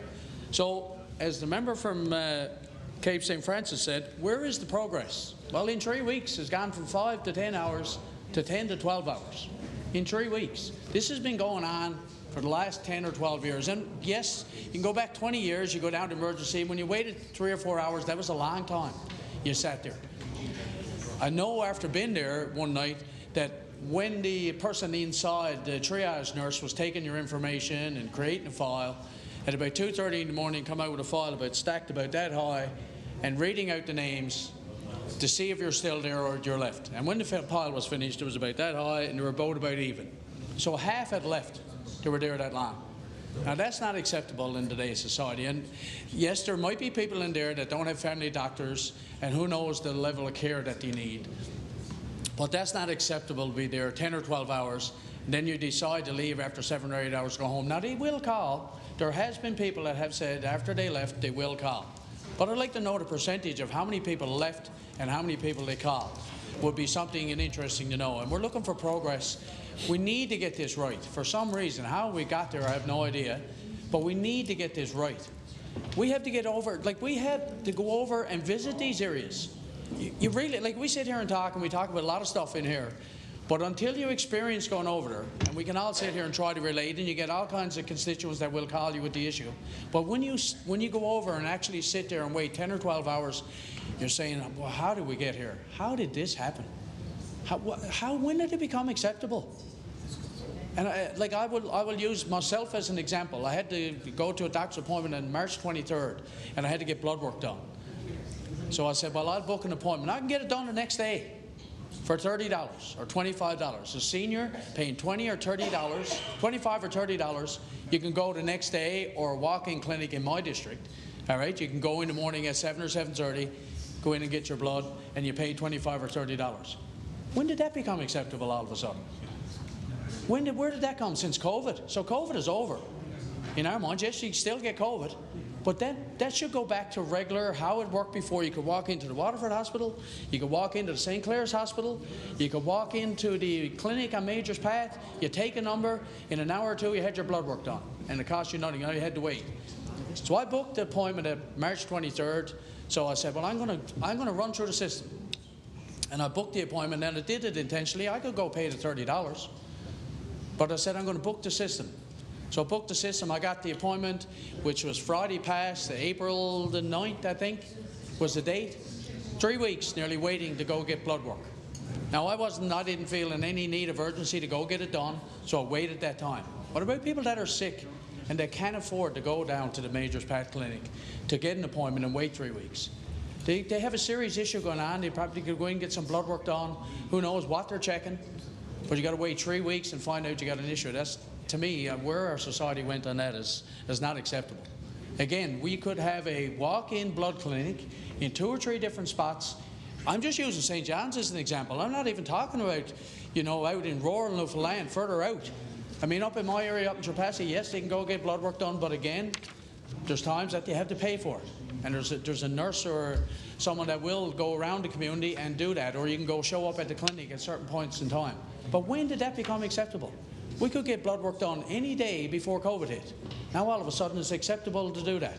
I don't understand it. I don't understand how the government or the health department has got to that point. It just doesn't make sense. Don't make any sense to me. And we can't get that figured out. Put that in your budget and get it ironed out and help the people of the province. That's what we need to get done. I had a letter from a constituent, and I'm going to read a part of it. All right. He said, I'm writing you to express my concerns about the significant delays in hiring nurses in St. John's, despite the well-documented staffing shortages within Eastern Health. While the news is full of reports highlighting the urgent need for healthcare workers, many qualified nurses who have applied for positions have been waiting months without even receiving a callback. So I get up here and talk about that, and the minister said, well, I can't speak to specific cases. Well, I'm not speaking to a specific case. Yes, I can go make that call. No problem. But where is the problem? How did it get there? Why can't we figure that out? So they're responsible for that department, to be able to recruit nurses and doctors and whatever they're doing. But don't bring up this person's name, which, fine, I'm not going to say the person's name, but there's a breakdown in the system of how they're getting back to people. He said, my daughter was currently living in Ebenen, would love to relocate back home, and has applied for multiple nursing positions posted by Eastern Health. However, she has yet to receive a response from any of them. Now, is that what we hear on the other side every day? Not a chance. You hear about the great recruitment and the great numbers. So why isn't this lady getting the call? And I shouldn't have to give you her name. If the system is working, she should be called. That's the problem. She trained in Newfoundland. Sorry, she is a Newfoundlander, trained in Newfoundland, licensed in Newfoundland, and even a former Eastern Health employee. Despite her qualifications and experience, she cannot seem to get an opportunity to return and contribute to the healthcare system in our province. Now that sounds like pretty much interested to me, but I can go give her name, but what about the people that are not emailing me and are waiting for a position and to fill a position and they're not getting calls? That's the problem we got. So it's a breakdown in the system. And we're here saying about the recruitment and what a great job you do. Yes, you probably do. But what about these people? Were they falling through the cracks somewhere that there's something wrong? There's definitely something wrong. Eastern Health has numerous jobs postings, some dating back to October 2024, many of which offer signing bonuses and relocations assistance. However, the slow hiring process seems to contradict the urgency of the reported staffing crisis. So let me repeat that. However, the slow hiring process seems to contradict the urgency of the reporting staffing crisis. So there is an issue, and we had to figure that out. So you sit over there and you read your budget and you get on with nonsense as far as I'm concerned. These are the real issues. These are the issues we should be taking care of. These delays not only discourage potential hires, but also prolong the strain on our healthcare system. And we stand here talking about healthcare every single day and the issues. And that is just one example of many that every MHA in this House gets. I'm sure they do. No doubt about it. And that's just one example. I spoke to the gentleman last week, and it's his daughter. All right, I said, well, I will certainly bring it up in the House of Assembly. And you know, I just showed one of my colleagues. He said, well, that's a letter that everybody is getting. And it should be read out in the House of Assembly. You don't need to mention names. I shouldn't have to go over and ask about this person. If the system is working, it should be here working a year ago.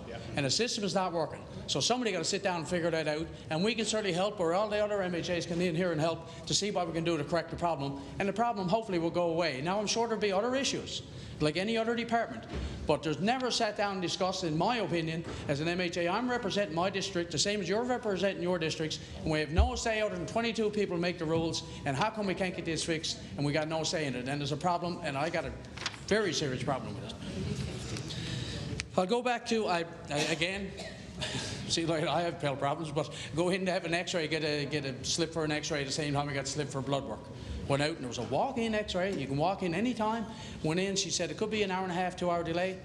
40 minutes, I was in and out, and it worked great. I didn't have to book an appointment. It worked. So whatever they're doing in that department, maybe they should have a look at it over in the blood work department, because that worked. I'm telling you, I went in there, sat down, I was expecting an hour and a half, 2 hours. I could live with that. Some people, you know, they may be longer, but I got to say, when I went in, within 40 minutes, I was shocked. I got up, had the X-rays, and was gone, and there was no more to it. Go back and see your family doctor in 3 weeks whenever I get the rest of the stuff done. So that's just me. All right, that's just me.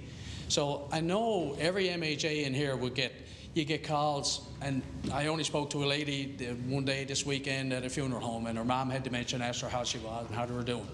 And the thing is, sometimes as MHAs, we might not have people that have dementia in your family, but if you don't, then it'd be hard to understand.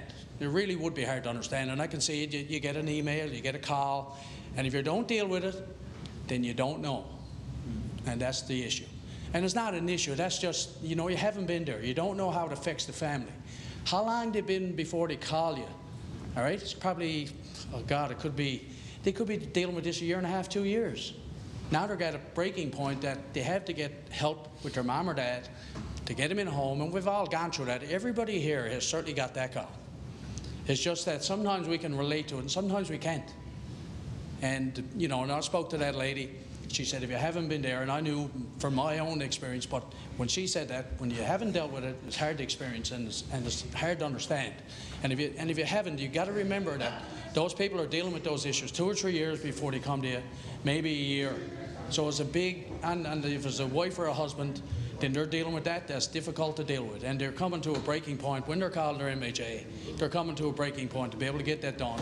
And they can't wait another 2 or 3 months. They just deal with this for, could be going on 2 or 3 years. Who knows how long it's going on. They're come to a breaking point that we should be dealing with a little quicker in that case, in most instances, to try to help them as best we can. Whether it be home care, extra home care for them. You know, I deal with home care workers, and they work 40 hours. They're not allowed to pay them, or they won't pay them overtime, and you try to keep it at minimum. I can understand that because it's about budget and about money, but sometimes they got to do what they got to do, and I'm sure they won't stop it. But you know, there's just something that they got to look at for some of these families, whether they go to a home, a lockdown unit, or wherever that may be. Everybody's different in every case, and they can sit there and talk to you all the time about their scenario, and they'll tell you what happened and what mom said and what dad said.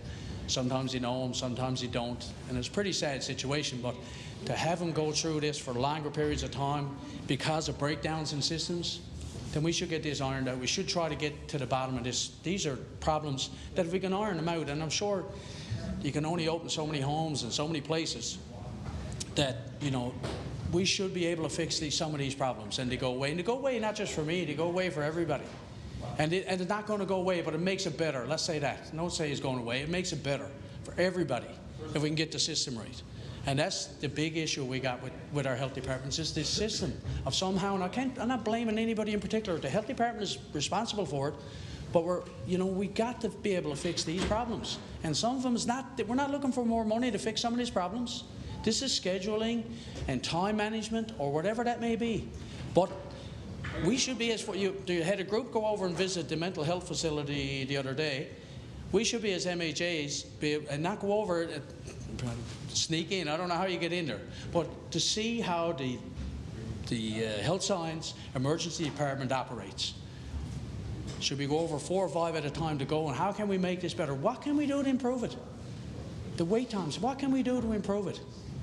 That's what we should be in here solving as MHAs. Solving the health problems. And again, we're not asking for more money. We don't know if we're asking for more money. But how do we solve these problems?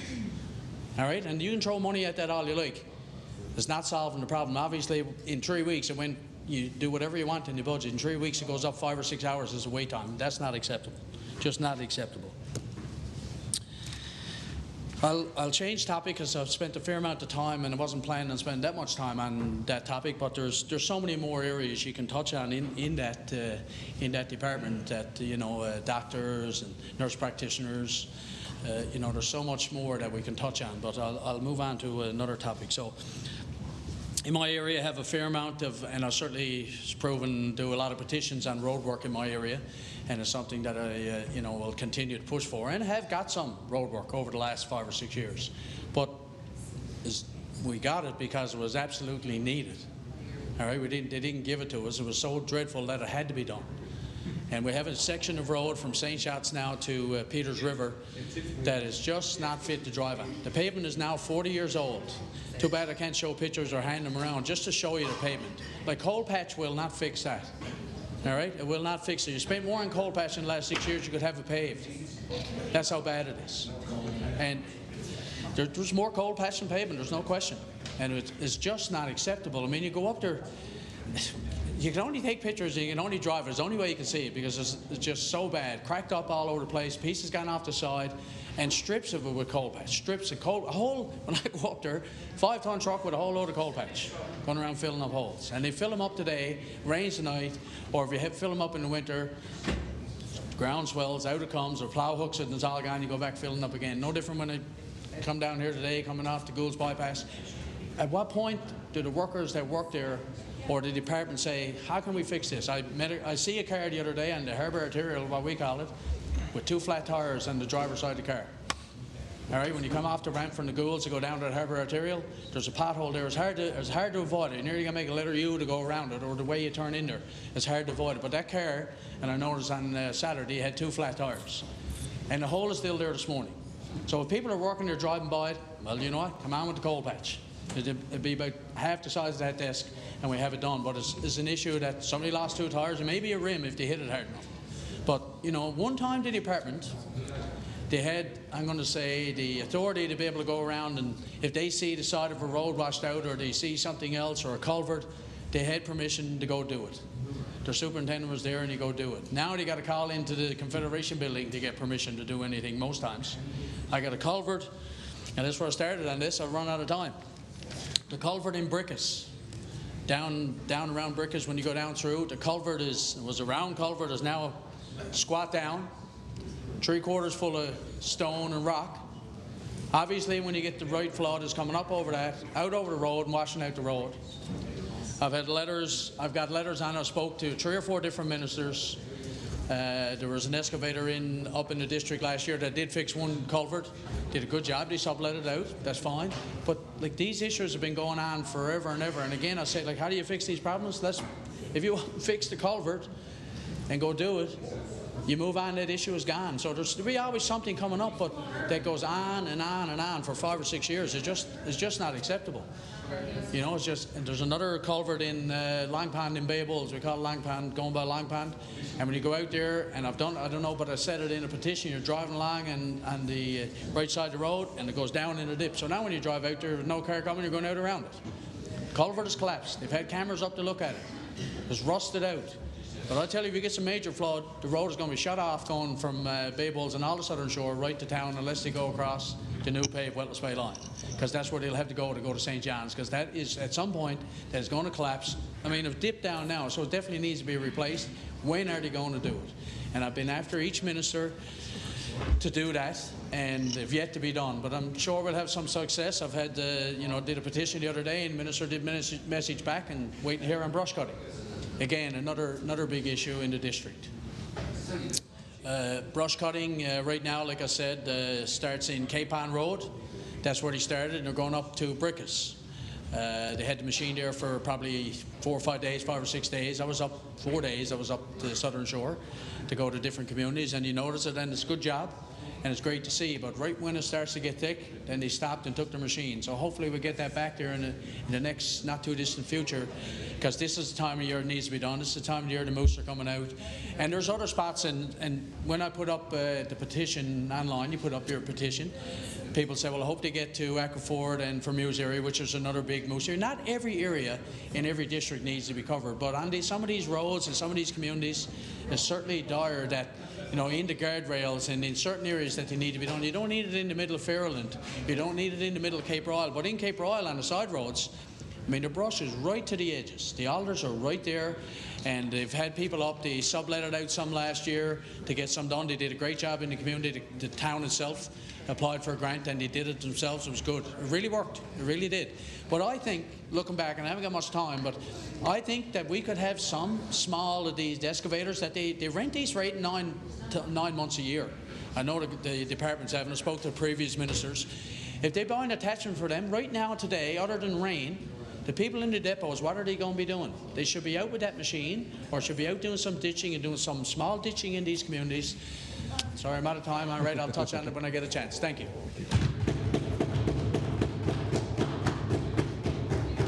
Any further speakers? The Honourable the Government House Leader. Thank you, Speaker. I move, seconded by the Minister of Finance, that this House do now adjourn, and I will remind the House that we have estimates at 6 o'clock. Yeah. You're just adjourning the debate on, right, yeah. So I need a motion to adjourn debate too. I move that we now adjourn debate, and that's seconded by the Minister of Finance. Motion is this House to stand adjourned. However, as the Government House Leader identified, we do have estimates for Social Service Committee at 6 p.m.